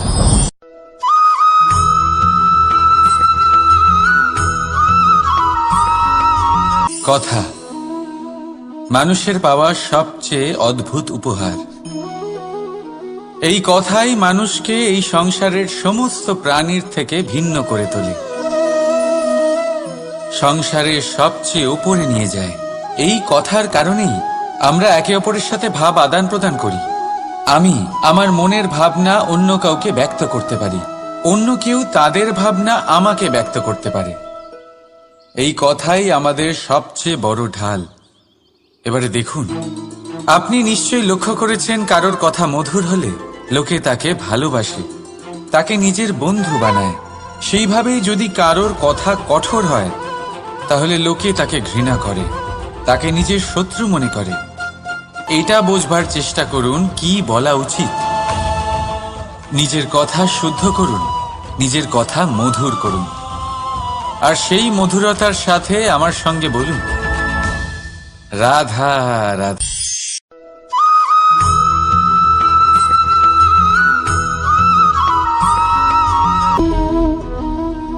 ক্রোধ, লোকে বলে যে এই ক্রোধ পাপেরই মূল। কিন্তু সত্যি কি এই ক্রোধ পাপের মূল? একটু ভেবে দেখুন, এই ক্রোধ বাস্তবে আসলে কি? এই ক্রোধ একটা অনুভূতি যা আপনার মধ্যে হঠাৎই অসীমিত তেজ সঞ্চালন করে। এবারে আমি আপনাকে কিছু উদাহরণ দিচ্ছি যাতে আপনি বুঝতে পারেন যে ক্রোধ আপনার জন্য ভালো কি না। যদি কারোর সাথে অন্যায় হয় আর এটা দেখে আপনার ক্রোধ হয়, আর এই ক্রোধ আপনাকে তার সাহায্য করতে প্রেরণা যোগায়, তাহলে এই ক্রোধ অবশ্যই ভালো। যদি কোথাও আপনি দেখেন যে কোনো নারীর উপরে অত্যাচার হচ্ছে আর সেটা দেখে আপনার ক্রোধ হয়, আর এই ক্রোধ আপনাকে তার সাহায্য করতে সাহস যোগায়, তাহলে এই ক্রোধ অবশ্যই ভালো। যদি এই সংসারে কোথাও আপনি কোনো অনৈতিক কাজ বা ছলনা দেখেন আর আপনার তাতে ক্রোধ না হয়, কিছুই অনুভব করেন না, তাহলে এটা কাপুরুষতা। তার মানে এটাই যে আপনি আপনার মনুষ্যত্ব হারিয়ে ফেলেছেন। তাই এটা বোঝার চেষ্টা করুন, আপনার ক্রোধের তেজের ব্যবহারের ওপরে নির্ভরশীল হলো এই ক্রোধ আপনার জন্য পাপের সমান, নাকি এই ক্রোধ আপনার জন্য পুণ্যের স্থাপক। রাধা রাধা।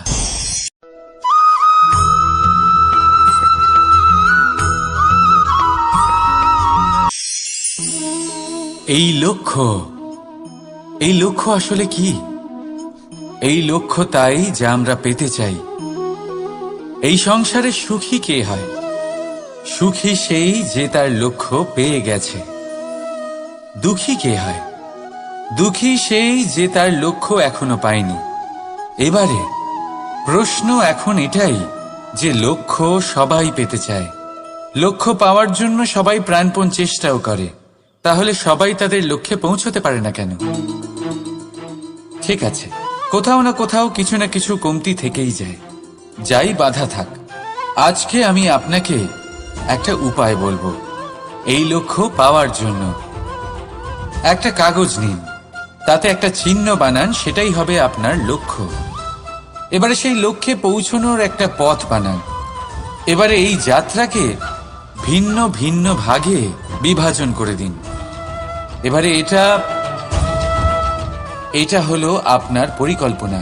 এবার এই পরিকল্পনা ক্রমানুসারে আপনি পালন করতে থাকুন।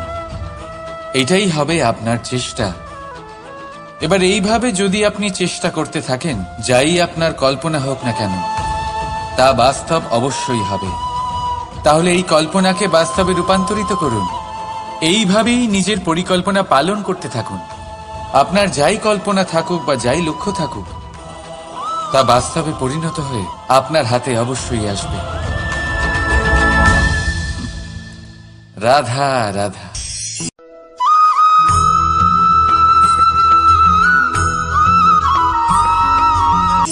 বাবার এক মিত্র ছিলেন, বড়ই দুঃখী ছিলেন, বিপদে পড়েছিলেন।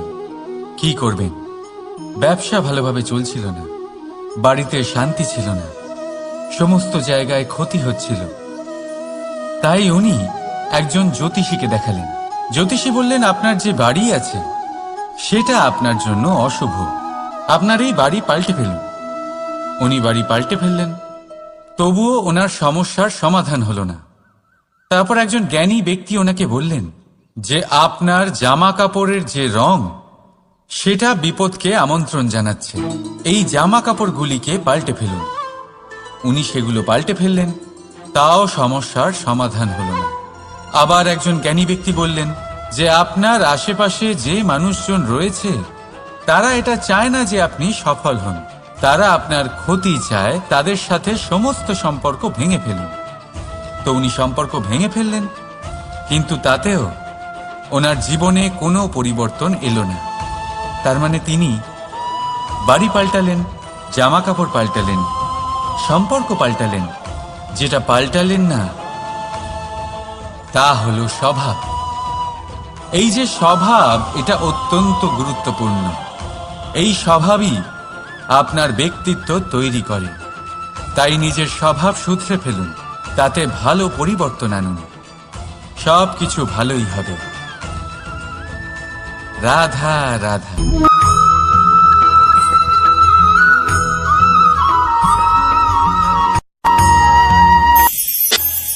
আমরা যখনই কোনো গাছের চারা রোপণ করি, তখন সবার আগে পরীক্ষা করে দেখি যে যেখানে আমরা চারা রোপণ করতে চলেছি সেখানকার মাটি আদৌ উর্বর কিনা, সেই মাটি সেই চারাকে বাড়তে সাহায্য করবে কিনা।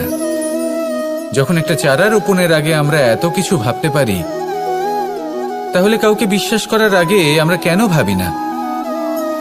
জীবনে কখনো এই বিশ্বাসরূপী চারা কোথাও রোপণ করার আগে বোঝার চেষ্টা করুন যে যার উপর আপনি বিশ্বাস করতে চলেছেন সে কি আদৌ আপনার বিশ্বাসের যোগ্য কি না। ভেবে দেখুন সেই ব্যক্তি ভবিষ্যতে গিয়ে আপনার বিশ্বাস ভাঙতে পারে কিনা।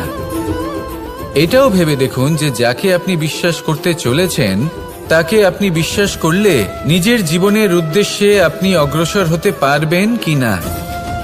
আর তার জন্য প্রয়োজন সঠিক সিদ্ধান্ত, পরখ করা, কোনটা উচিত কোনটা অনুচিত সেটা বোঝা। আর তাতে কিন্তু আপনি সন্দেহবাতিক হবেন না, তাতে আপনি আরো নিপুণ হয়ে উঠবেন। তাই যদি আপনি নিপুণ হয়ে উঠতে চান তাহলে বোঝার চেষ্টা করুন, পরখ করে দেখুন, কোনটা উচিত কোনটা অনুচিত বুঝুন। আর বিশ্বাস তখনই করুন যখন আপনি 100% নিশ্চিত হবেন যে সে বিশ্বাসের যোগ্য। আসুন আমার সাথে ভালোবেসে বলুন, রাধা রাধা।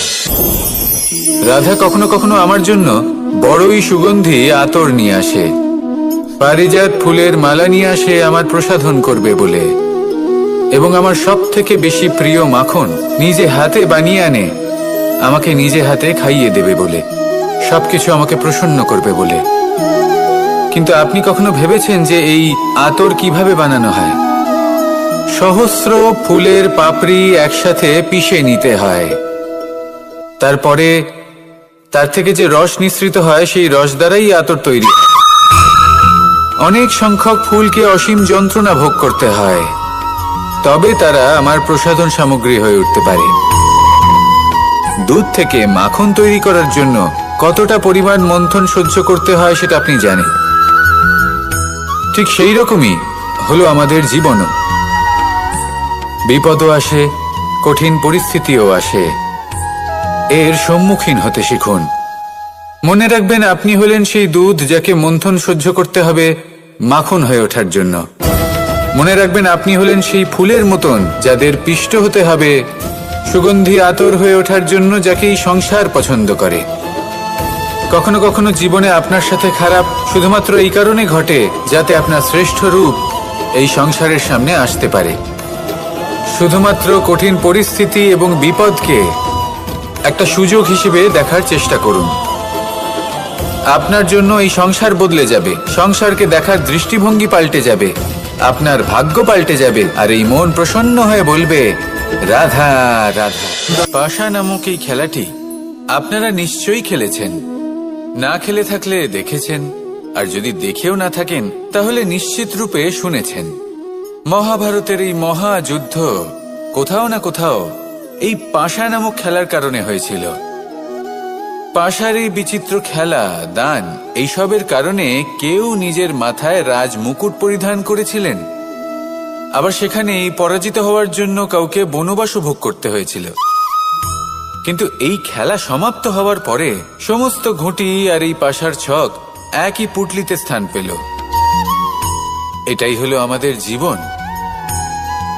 এই সংসারে আমরা জয় পরাজয়ের বিষয়ে এতটাই ভাবি, এত চিন্তা করি যে এই জীবনের খেলার আনন্দটাই উপভোগ করতে পারি না। আর অবশেষে কি হয়? কেউ জয়ী হন, কেউ পরাজিত হন, কিন্তু দুজনেই একই স্থানে পৌঁছে যান। প্রত্যেক ব্যক্তি মৃত্যুর পরে একটি নির্দিষ্ট স্থানেই পৌঁছতে বাধ্য, কিন্তু ততক্ষণ এই জীবন, এই খেলা, তার আনন্দ উপভোগ করুন। এই সংসারে সেই ব্যক্তি শ্রেষ্ঠ স্থানে পৌঁছতে পেরেছেন যিনি এই সংসারকে প্রকাশ প্রদান করেছেন, যিনি কখনো জয় পরাজয় এ বিষয়ে ভাবেননি, শুধু এই জীবনের খেলার আনন্দ উপভোগ করেছেন। এটাই আপনিও করুন আর আমার সাথে ভালোবেসে বলুন রাধা রাধা। এই জীবনে তিনটি গুরুত্বপূর্ণ শব্দ আছে যা বোঝা আমাদের কাছে খুব গুরুত্বপূর্ণ, এবং এই তিনটি শব্দের নিজস্ব অর্থ আছে। প্রথম হলো সঙ্গবদ্ধতা, অর্থাৎ একসাথে মিলে কাজ করতে হবে, একসাথে মিলে পরিশ্রম করতে হবে, সামনে এগোতে হবে। এরকম করতে পারলে আপনার শক্তি বৃদ্ধি পাবে, আপনার ক্ষমতা বৃদ্ধি পাবে, আপনি এগোতে পারবেন এবং অনেক দূরে যেতে পারবেন। দ্বিতীয় হলো আত্মবিশ্বাস। হেরে যাওয়া বস্তুও আবার জিতে নিতে পারবেন। যদি আপনার নিজের আত্মবিশ্বাস থাকে তাহলে আপনি কখনো পরাজিত হবেন না। এবং তৃতীয় হলো অহংকার। জয়লাভ করার পরেও কিন্তু এটা আপনাকে পরাজিত করতে পারে। সেই জন্য জীবনে সঙ্গবদ্ধ হন, আত্মবিশ্বাস রাখুন, কিন্তু কখনোই অহংকার করবেন না। এই অহংকার আপনার থেকে সব কিছু কেড়ে নিতে পারে। এই অহংকারের জন্যই মথুরাপতি কংস নিজের পতনের দিকে অগ্রসর হয়েছিলেন। এই অহংকারকে ত্যাগ করুন আর আমার সাথে ভালোবেসে বলুন রাধা রাধা। এই সংসারে সব থেকে বেশি কঠিন কাজ কোনটা? কেউ বলবেন যুদ্ধ করা, কেউ বলবেন ধন অর্জন করা, আবার কেউ বলবেন জ্ঞান অর্জন করা সব থেকে বেশি কঠিন। এবার প্রত্যেক ব্যক্তির নিজস্ব অভিজ্ঞতা আছে আর সেই অনুসারে তার নিজস্ব একটা উত্তর আছে। সাধারণভাবে দেখতে গেলে এই সংসারে সব থেকে কঠিন হলো তপস্যা করা, অর্থাৎ সব কিছু ত্যাগ করে তপস্যায় নিজেকে বিলীন করে দেওয়া। এবার এর থেকে বেশি কঠিন এই সংসারে আর কি বা হতে পারে? এই সংসারে, এই সমাজে, নিজের পরিবারের মধ্যে থেকেও ধৈর্য ধরে সামনে অগ্রসর হওয়া, এটা হলো সব থেকে কঠিন কাজ। কারণ যখন আপনি তপস্যা করেন তখন সেখানে আপনার ধৈর্য ভাঙার মতো কেউ থাকেন না, না কোনো বন্ধু, না কোনো আত্মীয়, না কোনো শত্রু, কেউ না। কিন্তু যখন আপনি এই সমাজে, এই পরিবারে থাকেন, কোনো না কোনো ব্যক্তি এসে আপনার ধৈর্যের বাঁধ ভেঙে দেওয়ার ক্ষমতা রাখেন। তারা আপনার ধৈর্যের বাঁধ ভেঙে দেয়, আর কখনো কখনো তারা অনিচ্ছাকৃতভাবেই সেটা করে থাকেন। কারণ তাদের মানসিকতা আপনার থেকে আলাদা, তাদের কর্ম আপনার থেকে আলাদা, তাদের দৃষ্টিভঙ্গি আপনার থেকে আলাদা, জীবন যাপন আপনার থেকে আলাদা। সেক্ষেত্রে আপনি ধৈর্যচ্যুত হন, প্রসন্নতা আপনার থেকে ছিনিয়ে নেওয়া হয়। সেই জন্য এই সংসারে এই পরিবারের থেকেও ধৈর্য ধরে সামনে অগ্রসর হওয়া কোনো পর্বতের শিখরে গিয়ে তপস্যা করার থেকেও অনেক বেশি কঠিন। আর যে ব্যক্তি এই সমাজেই এই পরিবারে সেই সকল মানুষের মধ্যে থেকে গিয়েও ধৈর্য ধরে অগ্রসর হতে থাকেন, যারা এই কাজটা শিখে নিতে পারেন, তারাই কিন্তু জীবনে আনন্দ লাভ করতে পারেন। এই ধৈর্যই শেষে আপনার জীবনে প্রসন্নতা বহন করে আনবে। তাই ধৈর্য ধরে জীবনের পথে অগ্রসর হন আর আমার সাথে ভালোবেসে বলুন, রাধা রাধা। প্রত্যেক মানুষ নিজের জীবনে দুঃখ অনুভব করেন। প্রত্যেকের দুঃখ আলাদা হতে পারে। কারোর মনে এই দুঃখ থাকে যে সে তার বাবা মায়ের সব ইচ্ছে পূরণ করতে পারেননি।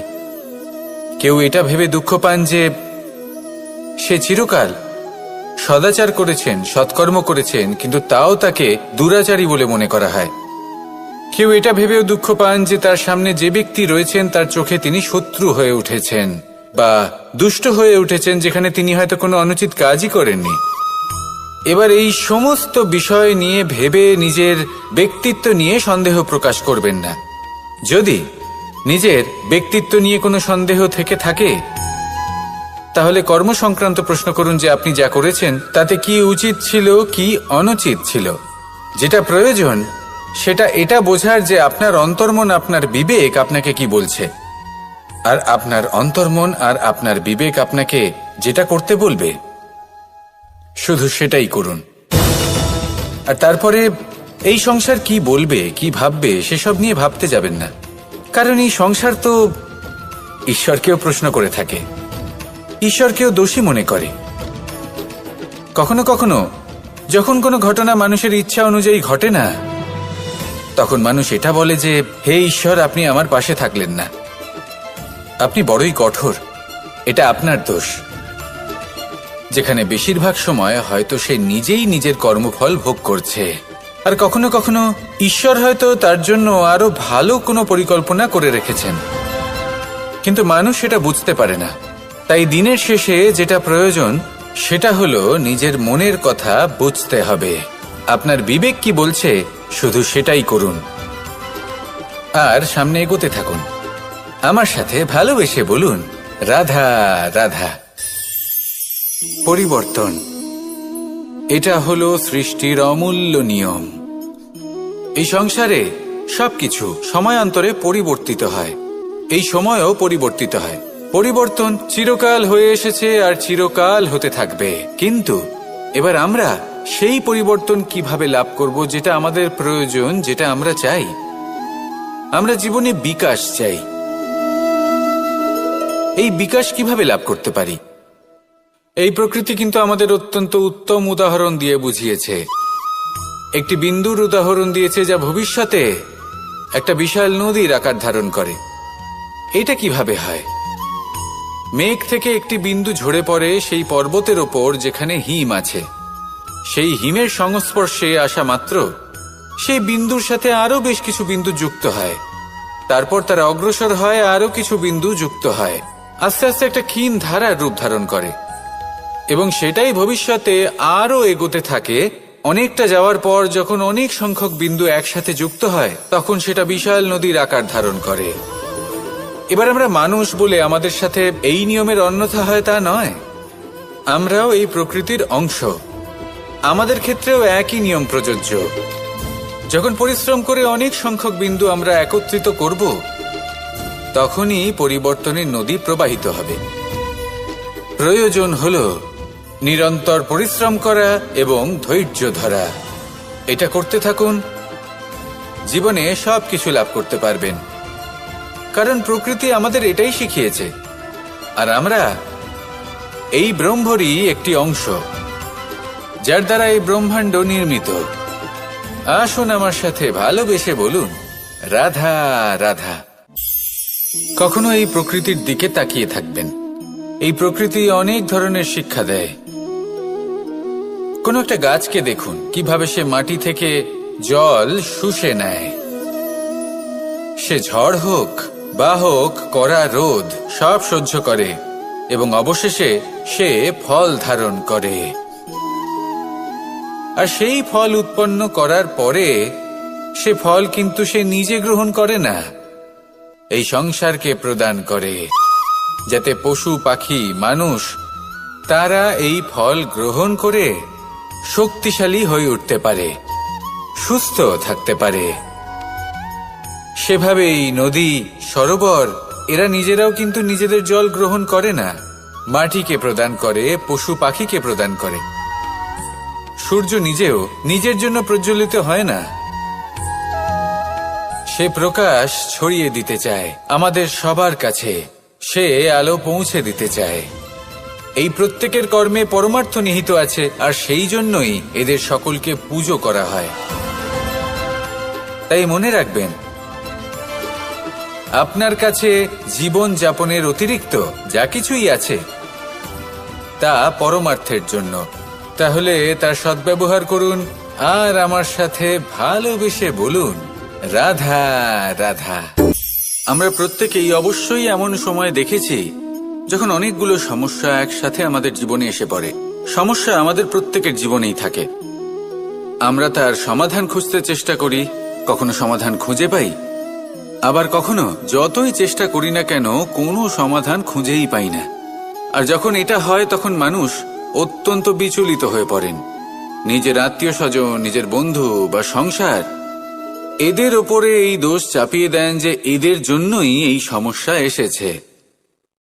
এবার যদি আমি আপনাকে কোনো পরামর্শ দিই তাহলে এটাই বলবো যে দৃষ্টিভঙ্গি পাল্টে দেখুন। এই দৃষ্টিভঙ্গি দিয়ে দেখুন যে এই সংসারে যে সমস্যায় আসুক না কেন তার জন্য কেউ দোষী নয়, না আপনি না অন্য কেউ। এই পুরো খেলাটাই আপনার মানসিকতা, আপনার দৃষ্টিভঙ্গির, আপনার মনের। কিভাবে বোঝাচ্ছি, যখন আমাদের মন শক্ত থাকে তখন কঠিন থেকে কঠিনতর পরিস্থিতিও আমাদের জীবনে খুব বেশি হলে প্রতিস্পর্ধা হয়ে থেকে যায়। সেখানে যদি আমাদের মন দুর্বল থাকে তখন অল্প কঠিন পরিস্থিতিও আমাদের কাছে খুব বড় সমস্যা হয়ে যায়, তাই না? একটা শক্ত মন কঠিন পরিস্থিতিকে প্রতিস্পর্ধা হিসেবে দেখে আর তার মধ্যেও একটা সুযোগ খুঁজে নেয়। আমাদের শুধু এটাই করতে হবে। এই সংসারে অন্য কাউকে দোষী মনে করলে আপনার সমস্যা দূর হয়ে যাবে না। সেই জন্য এই সংসারকে দোষ দেওয়ার বদলে এই সমস্যার মূলে চলে যান, সেটাকে বুঝুন, নিজের এই মনকে শক্ত করে তুলুন। যদি আপনার মন শক্তিশালী হয় তাহলে এই সংসারে অনেক বড় বড় কঠিন থেকে কঠিনতর পরিস্থিতিও যদি আসে, আপনার জীবনে যতই বড় বড় সমস্যা আসুক না কেন আপনার লক্ষ্য লাভে বাধা দিতে পারবে না। আসুন আমার সাথে ভালোবেসে বলুন, রাধা রাধা। আমরা সবাই পাথর দেখেছি, পর্বতও দেখেছি, শুকনো পাতাও দেখেছি, শ্যামল বনানীও দেখেছি। কখনো ভেবেছেন পাথরের অস্তিত্ব কিন্তু ততক্ষণ পর্যন্ত যতক্ষণ সে পর্বতের গায়ে আটকে থাকে। যখন সেই পর্বত থেকে সেই পাথর ভিন্ন হয়ে যায় ও নিজের অস্তিত্ব হারিয়ে ফেলে। আস্তে আস্তে কখনো পাথর কেটে বা কখনো পিষ্ট হয়ে সেই পাথর আস্তে আস্তে মাটিতে পরিণত হয় এবং পূর্ণরূপে নিজের অস্তিত্ব হারিয়ে ফেলে। এটাই পাতার সাথেও হয়। এই পাতা যতক্ষণ গাছের ডালের সাথে যুক্ত ততক্ষণ তার অস্তিত্ব থাকে। যখনই ডাল থেকে বিচ্ছিন্ন হয় সেও নিজের অস্তিত্ব হারিয়ে ফেলে। আর এটাই আমাদের সাথেও হয়। যতক্ষণ আমরা নিজেদের আপনজনের সাথে যুক্ত থাকি আমাদের অস্তিত্ব বজায় থাকে। যখন আপনজনদের সাথে সম্পর্ক ছিন্ন করি তখন আমরাও আমাদের অস্তিত্ব হারিয়ে ফেলি। এবার এই সংসারের প্রত্যেক ব্যক্তি স্বতন্ত্র থাকতে চান, আর অনেক ব্যক্তি স্বতন্ত্র থাকবেন বলে আপনজনদের দূরে করে দেন আর তাদের সাথে এই সম্পর্ক ছিন্ন করেন। এটা কি সত্যি প্রয়োজন? আপনজনদের সাথে সম্পর্ক ছিন্ন করে নিজের অস্তিত্ব হারিয়ে ফেলা প্রয়োজনীয়, নাকি আপনজনদের সাথে সম্পর্ক বজায় রেখে নিজেদের স্বতন্ত্র করে রাখা সেটা আবশ্যক? নির্বাচন আপনারই। আসুন আমার সাথে ভালোবেসে বলুন, রাধা রাধা। আপনি কি কখনো নৌকা যাত্রা করেছেন? করে না থাকলেও নিশ্চয়ই দেখেছেন যে এই জল যা নিজের অন্তরে সব কিছু সমাহিত করে নিতে পারে, এই নৌকা সেই জলের ওপরেই ভেসে থাকে। নদীর স্রোত কাটিয়ে সে সামনে অগ্রসর হয়। কিন্তু যদি এই নৌকায় কোনো ছিদ্র হয়, তাহলে কিন্তু সেই নৌকা ডুবে যাবে। আর এতে কোনো তফাৎ হবে না যে সেই ছিদ্র ছোট নাকি বড়, নৌকা ডুবে যাবে। এই ছিদ্র হলো আমাদের জীবনে আমাদের অপগুণ, আমাদের দোষ, আমাদের বিকার। কখনো এটা ভাববেন না যে এই দোষ খুবই ছোট, এতে কিছুই যাবে আসবে না। না, সেই ছোট দোষ, সেই ছোট বিকার যদি সেটাকে শুধরে না নেন, তাহলে সেটা আপনাকে আপনার পতনের দিকে নিয়ে যাবে। শেষ পর্যন্ত এটা আপনার উপর নির্ভরশীল যে আপনি কি চান।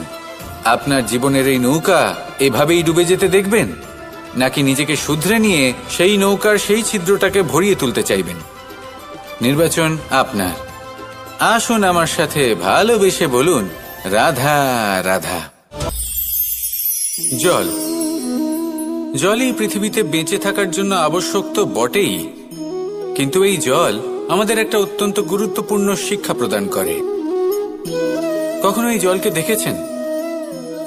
যে পরিস্থিতিতেই এই জল প্রবাহিত হোক না কেন, এর উপর যা কিছুই প্রভাব থাকুক না কেন, এর পথে যতই বাধা আসুক না কেন, তার মধ্যে থেকে ও নিজের পথ ঠিক বের করে নেয়, কিন্তু নিজের প্রবাহ থামতে দেয় না, ক্রমাগত অগ্রসর হতে থাকে।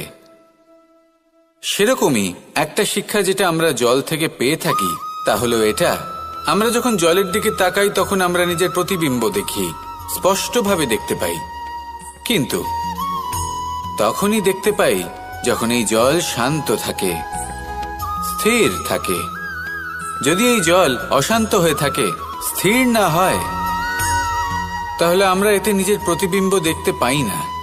এটাই আমাদের মনের সাথেও হয়ে থাকে।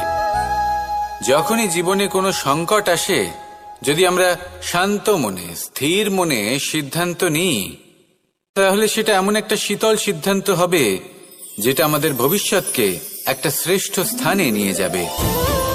যদি এই মন অশান্ত হয়, বিচলিত হয়, পীড়িত হয়, দুঃখিত হয়ে থাকে, রুষ্ট হয়ে থাকে, তাহলে অনেক সময় আমরা এমন সিদ্ধান্ত নিই যেটা আমাদের জন্য অনুচিত প্রমাণিত হয়।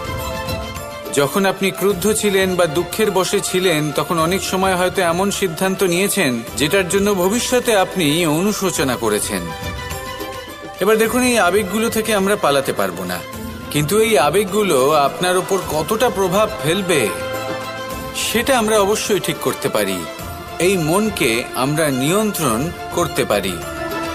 এটাই করুন, চিন্তা করুন, এই মনকে শান্ত রাখুন, স্থির হতে চেষ্টা করুন, আর তারপরে সিদ্ধান্ত নিন। আসুন আমার সাথে ভালোবেসে বলুন, রাধা রাধা। এই সংসারে ভৌতিক বস্তুরও নিয়তি আছে। যারাই এই সংসারে আসে বা উৎপন্ন হয়, তারা কিছুমাত্র সময় পর্যন্তই এখানে থাকতে পারে, আর তারপরে সেও লুপ্ত হয়ে যায়, অর্থাৎ সে নিজেও এই পঞ্চমহাভূতে সমাহিত হয়ে যায়। আমাদের সাথেও ঠিক এটাই হয়। সেই জন্যই ঈশ্বর দ্বারা প্রদত্ত এই উপহারের বিষয়ে ভাবুন, এই জীবনের বিষয়ে ভাবুন। ঠিক যেমন বিশ্বাস ভঙ্গ হলে কোনো ব্যক্তি আমাদের কাছে অপরিচিত হয়ে যান, ঠিক সেরকমই শেষ নিঃশ্বাস ত্যাগের পর এই শরীরও আমাদের কাছে পরই হয়ে যায়। তাই এই শরীর থাকাকালীন শ্রেষ্ঠভাবে একে সদ্ব্যবহার করুন, এই জীবনে শ্রেষ্ঠ কর্ম করুন। আর এই জীবনকে শ্রেষ্ঠভাবে যাপন করার জন্য কিছু কথা বোঝা প্রয়োজনীয়। যদি আপনি কারোর প্রশংসা করেন, তাহলে পূর্ণ হৃদয় দিয়ে করুন। যদি আপনি হস্তক্ষেপ করে থাকেন, তাহলে মস্তিষ্ক দ্বারা করুন। যদি আপনি সমীক্ষা করেন, তাহলে বিবেক দ্বারা করুন। যদি আপনি ধন অর্জন করতে চান, তাহলে নীতি অনুসারে চলুন।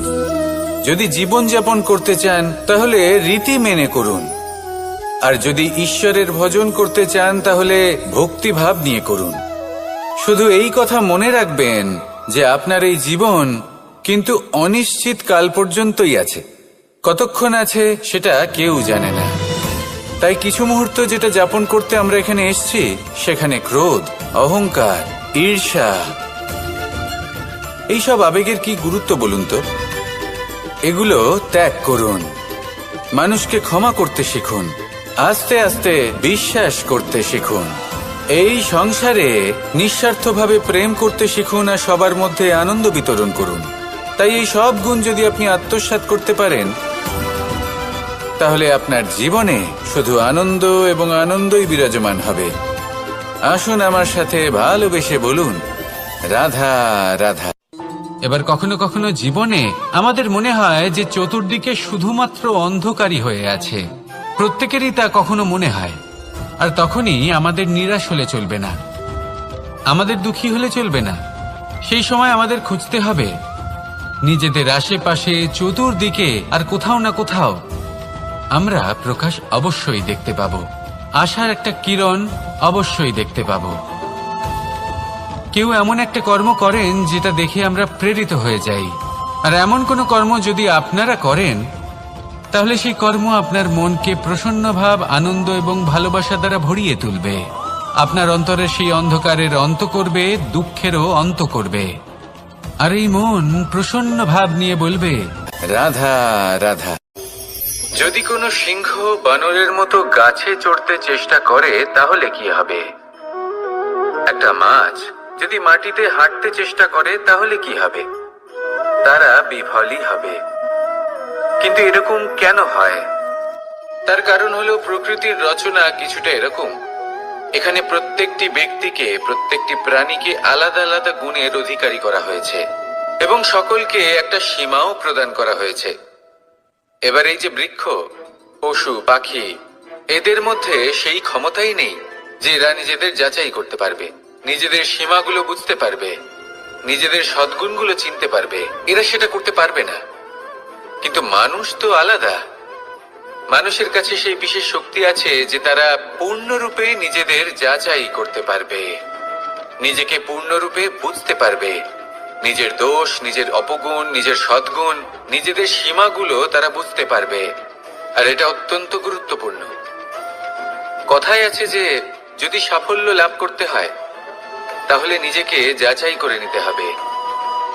তাই নিজেকে যাচাই করুন, নিজের সাথে পরিচিত হয়ে যান এবং জীবনে কর্ম করতে থাকুন। সাফল্যের শিখরে অবশ্যই পৌঁছে যাবেন।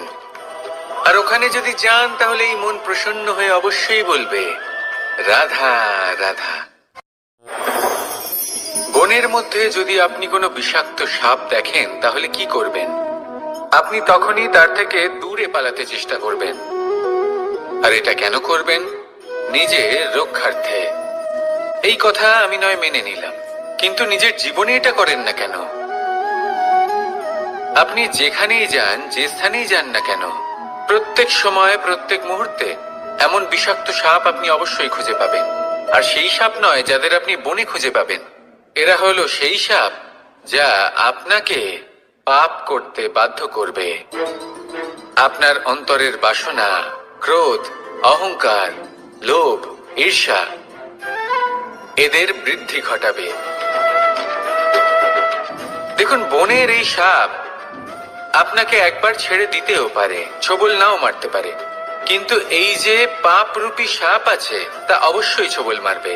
কর্ম যদি করেন, তাহলে অবশ্যই ফল পাবেন। সেই জন্য যখনই কোথাও যাবেন, যদি এমন কাউকে দেখেন, যদি এমন কিছু দেখেন যে আপনাকে পাপ করতে বাধ্য করছে, তাহলে সেই মুহূর্তে সেখান থেকে পালিয়ে যান।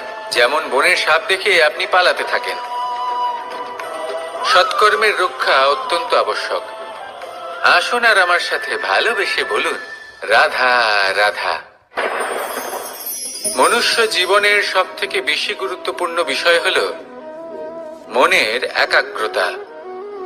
এই সংসারের যে কটি মহান কার্য সম্পাদন হয়েছে, তা হল মনের এই একাগ্রতার একমাত্র ফল। আপনি অবশ্যই দেখে থাকবেন, অনেক ছোট বড় নদী যা বয়ে চলে, তাদের সামনে একটা বাঁধ নির্মাণ করা হয় সেই সব নদীর জল সঞ্চয় করতে। বাঁধ হয়ে গেলে প্রয়োজন মতো বা মনের ইচ্ছে মতো তাকে ব্যবহার করা সম্ভব। এবার এটাই আমাদের মনের সাথেও সম্ভব। আমাদের মনের একাগ্রতা আজকের দিনে দাঁড়িয়ে বিভিন্ন ধরনের বিকার, ক্রীড়া এবং ভোগের মধ্যে ভাগ হয়ে গেছে। একে একত্রিত করতে হবে, একটা বাঁধ নির্মাণ করতে হবে। কি শুধু এটাই করতে হবে? যেটা উচিত কর্ম সেটাই করুন, যেটা অনুচিত কর্ম সেটা করা থেকে নিজেকে বিরত রাখুন। এটাই করতে হবে। যেটা উচিত কর্ম সেটাই করুন, যেটা অনুচিত কর্ম সেটা করা থেকে নিজেকে বিরত রাখুন। ব্যাস, এই কাজটাই আপনি করতে থাকুন, করতে থাকুন। মনের মধ্যে একাগ্রতার বাঁধ নির্মাণ করুন। আর একবার যদি তা নির্মাণ হয়ে যায়, তাহলে যখন চাইবেন, যেখানে চাইবেন, যতটা চাইবেন, একাগ্রতা প্রয়োগ করতে পারবেন। আর একবার যদি আপনি এটা শিখে যান, তাহলে এই সংসারকে বদলে ফেলার মতো কাজ আপনি করতে পারবেন, সমাজকে শোধরাবার মতো কাজ করতে পারবেন। তাহলে এই মনকে একাগ্র করুন আর আমার সাথে ভালোবেসে বলুন, রাধা রাধা। আমরা সবাই ফল খাই, কিন্তু আমাদের সেই ফলই প্রিয় হয় যে পরিপক্ক হয়ে ওঠে, যেটা নম্র হয়, আর যে ফল অনেক বেশি মিষ্টি আর সুস্বাদু হয়ে থাকে, যাদের রঙে বাহার দেখা যায়। সেইভাবে জীবনে আমরা নানান মানুষের সাথে পরিচিত হই, কিন্তু সেই মানুষই আমাদের মন ছুঁয়ে যায় যারা বিনম্র স্বভাবের, যাদের বাণী খুব মধুর, যাদের অন্তরে আত্মবিশ্বাসের একটা তেজ, একটা রং দেখা যায়। এবার এমন ব্যক্তি আমরা কি করে হব? ঠিক সেইভাবেই যেমন একটা ফল রোদ, বর্ষা, শীত, বায়ু এই সকল সংকটময় পরিস্থিতির সম্মুখীন হয়ে পরিপক্ক হয়ে ওঠে, সেইভাবেই মানুষ সংকটময় পরিস্থিতির সম্মুখীন হয়ে পরিপক্ক হয়ে ওঠেন। যদি এই সংকটের সম্মুখীন হন, তাহলে অভিজ্ঞ হবেন, আর এই অভিজ্ঞতাই শিক্ষা দিয়ে যাবে। এই অভিজ্ঞতা আমাদের শিখিয়ে দেয় যে আমাদের বিনম্র থাকতে হবে। অহংকার করে কোনো লাভ নেই। মধুর বাণীর যে কি মূল্য তা আমরা শিখতে পারি। এই অভিজ্ঞতাই আমাদের বুঝিয়ে দেয় যে উচিত অনুচিত কোনটা, আমাদের দৃষ্টিভঙ্গি তৈরি করে, আর এই দৃষ্টিভঙ্গি দ্বারা আত্মবিশ্বাস জাগ্রত হয়। সেই জন্য জীবনে কখনো বিপদ থেকে দূরে পালাবেন না, সেগুলোর সম্মুখীন হন, অভিজ্ঞতা লাভ করুন, তার থেকে শিক্ষা লাভ করুন, এইভাবেই পরিপক্ক হবেন। আসুন আমার সাথে ভালোবেসে বলুন, রাধা রাধা। ধন সঞ্চয় করা সম্ভব, আর সেই জন্য ধন সব থেকে বেশি মূল্যবান সম্পত্তি নয়। এবার আপনি বলবেন, এ আমি কি বলছি? এই ধন খুব মূল্যবান, আমরা সকলে অর্জন করতে ব্যস্ত। সেটা এই কারণে, কারণ আপনারা জানেন না এই সংসারের সব থেকে বেশি মূল্যবান সম্পত্তি কি। এ হলো সেই সম্পত্তি যা কখনো সঞ্চয় করা সম্ভব নয়। আপনার কাছে যতই ধন থাকুক, তা দিয়ে আপনি স্বাস্থ্য লাভ করতে পারেন, বাড়ি কিনতে পারেন, আদি ইত্যাদি, কিন্তু আপনি যতই ধনী হন না কেন, ফেলে আসা দিনের একটা মুহূর্ত আপনি লাভ করতে পারবেন না। এই একটা মুহূর্ত, এই সময়, এটাই হলো সংসারের সব থেকে মূল্যবান সম্পত্তি। একবার চলে গেলে তা কখনোই ফিরে আসে না। আর এই মুহূর্ত যতই চলে যাক না কেন, আমরা স্মৃতির মাধ্যমে সেগুলি যাপন করতে পারি, তার আনন্দ উপভোগ করতে পারি। আর যার সাথে আমরা সময় অতিবাহিত করেছি, তার স্মৃতিতে আমরা চিরকাল জীবিত থাকতে পারি। সেই জন্য সময় সব থেকে মূল্যবান সম্পত্তি, তাকে এইভাবে নষ্ট করবেন না। প্রত্যেকটা মুহূর্ত উপভোগ করুন, আনন্দ করুন, আর ভালোবেসে বলুন, রাধা রাধা। কনক, কি সুন্দর একটা শব্দ। এর অনেকগুলো রূপ রয়েছে, অনেকগুলো অর্থও রয়েছে। প্রথম অর্থ হলো স্বর্ণ, অর্থাৎ সম্পত্তি। দ্বিতীয় অর্থ ধুতুরা, অর্থাৎ গাছের ছোট একটা বীজ, যা কিনা অত্যন্ত শক্তিশালী হয়। যদি বেশি মাত্রায় এর প্রয়োগ করা হয়, তাহলে এটা বিষময় হয়ে উঠতে পারে। এই হলো সেই ধুতুরা যার প্রয়োগ মহাদেবের পুজোতে করা হয়।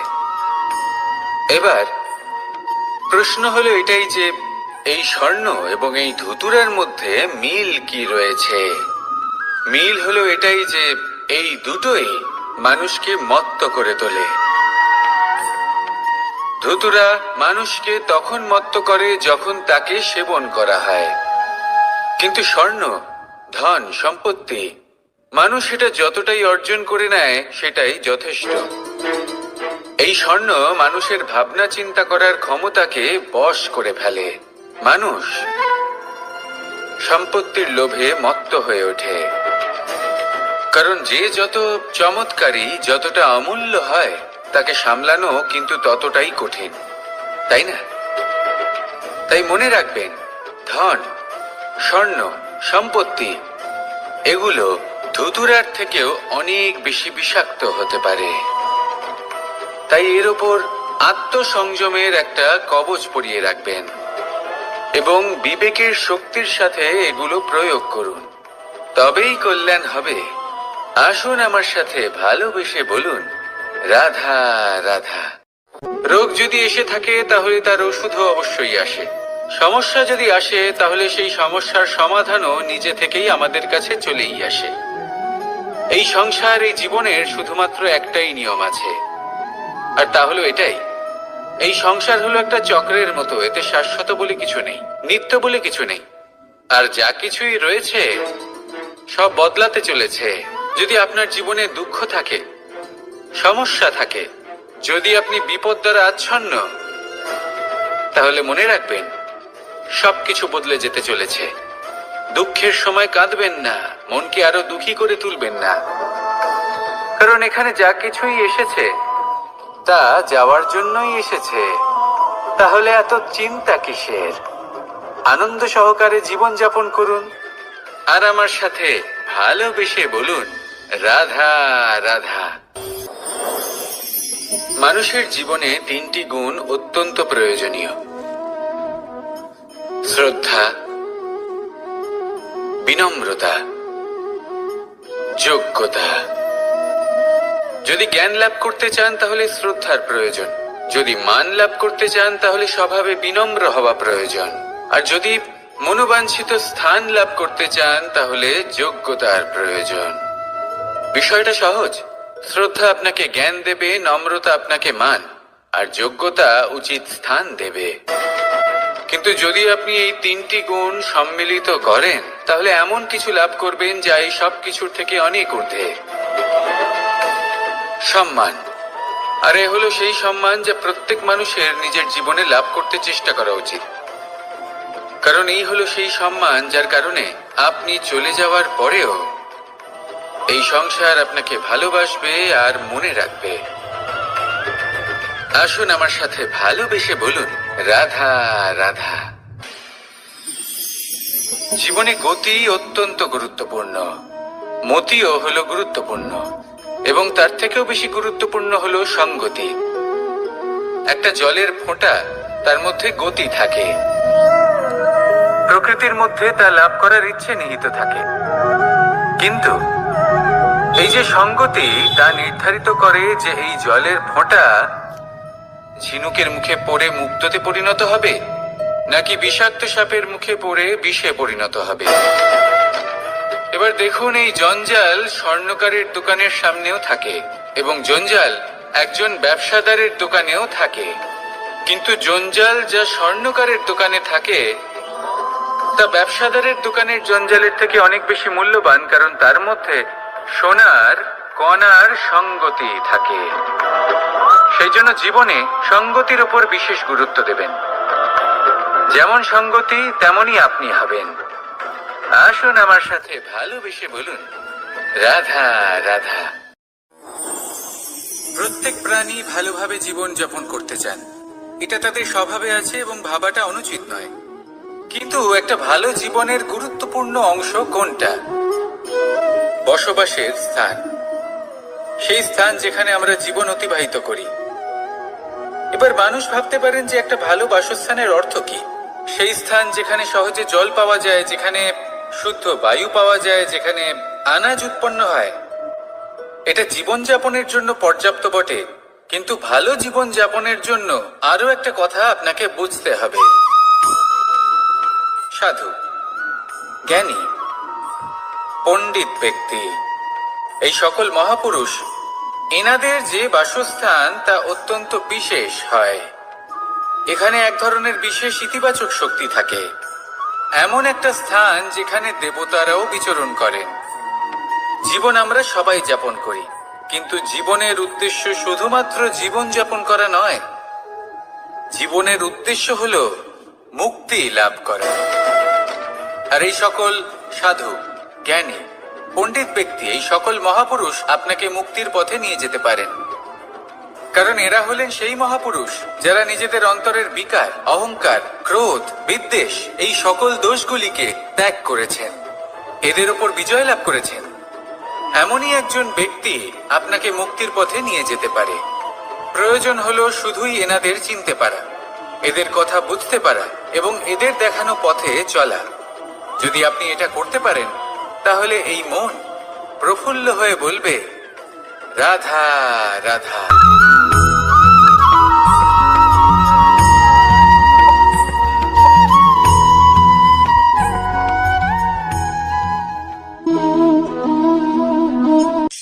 এই শুকনো পাতাটিকে দেখুন, নিষ্প্রাণ হয়ে পড়েছে। একটা গাছের ডালে ছিল, সেই গাছ ওর লালন পালন করত। যখন যখন বাতাস বইত, এই পাতায় কম্পন দেখা দিত, মনকে প্রফুল্ল করে তুলত। কোনো একদিন এই পাতা গাছের ডাল থেকে ঝরে পড়ে গেল। নিঃসন্দেহে ও নিজের স্বাধীনতা পেল, কিন্তু আস্তে আস্তে শুকিয়ে গেল, নিষ্প্রাণ হয়ে গেল। দেখুন, আমি এই কথা বলছি না যে স্বাধীনতা অনুচিত, কখনোই না। কিন্তু যে কোনো পরিস্থিতিতে স্বাধীন হতে চাওয়া এটা নিশ্চিত রূপে অনুচিত। আমরা যদি আমাদের জীবনে পরিবারের গুরুত্ব ভেবে দেখি, তাহলে এই পরিবারে যতই মতভেদ থাকুক না কেন, যতই মনোমালিন্য থাকুক না কেন, যতই বিবাদ থাকুক না কেন, এই সব মিটিয়ে নেওয়া অত্যন্ত প্রয়োজনীয়। সেই সবকিছু সমাপ্ত করা অত্যন্ত প্রয়োজনীয়। কখনো এই পরিবারকে ভাঙতে দেবেন না, কখনো এই পরিবার থেকে দূরে চলে যাবেন না। এই পরিবার হলো আমাদের জীবনের একটা অমূল্য সম্পদ, অমূল্য এক আশ্রয়, যা এই সংসারে হয়তো কোথাও আপনি পাবেন না। তাই একে আগলে রাখুন। পরিবার সেই গাছ, আসুন আমার সাথে ভালোবেসে বলুন, আর সেই গাছ, আসুন আমার সাথে ভালোবেসে বলুন, রাধা রাধা।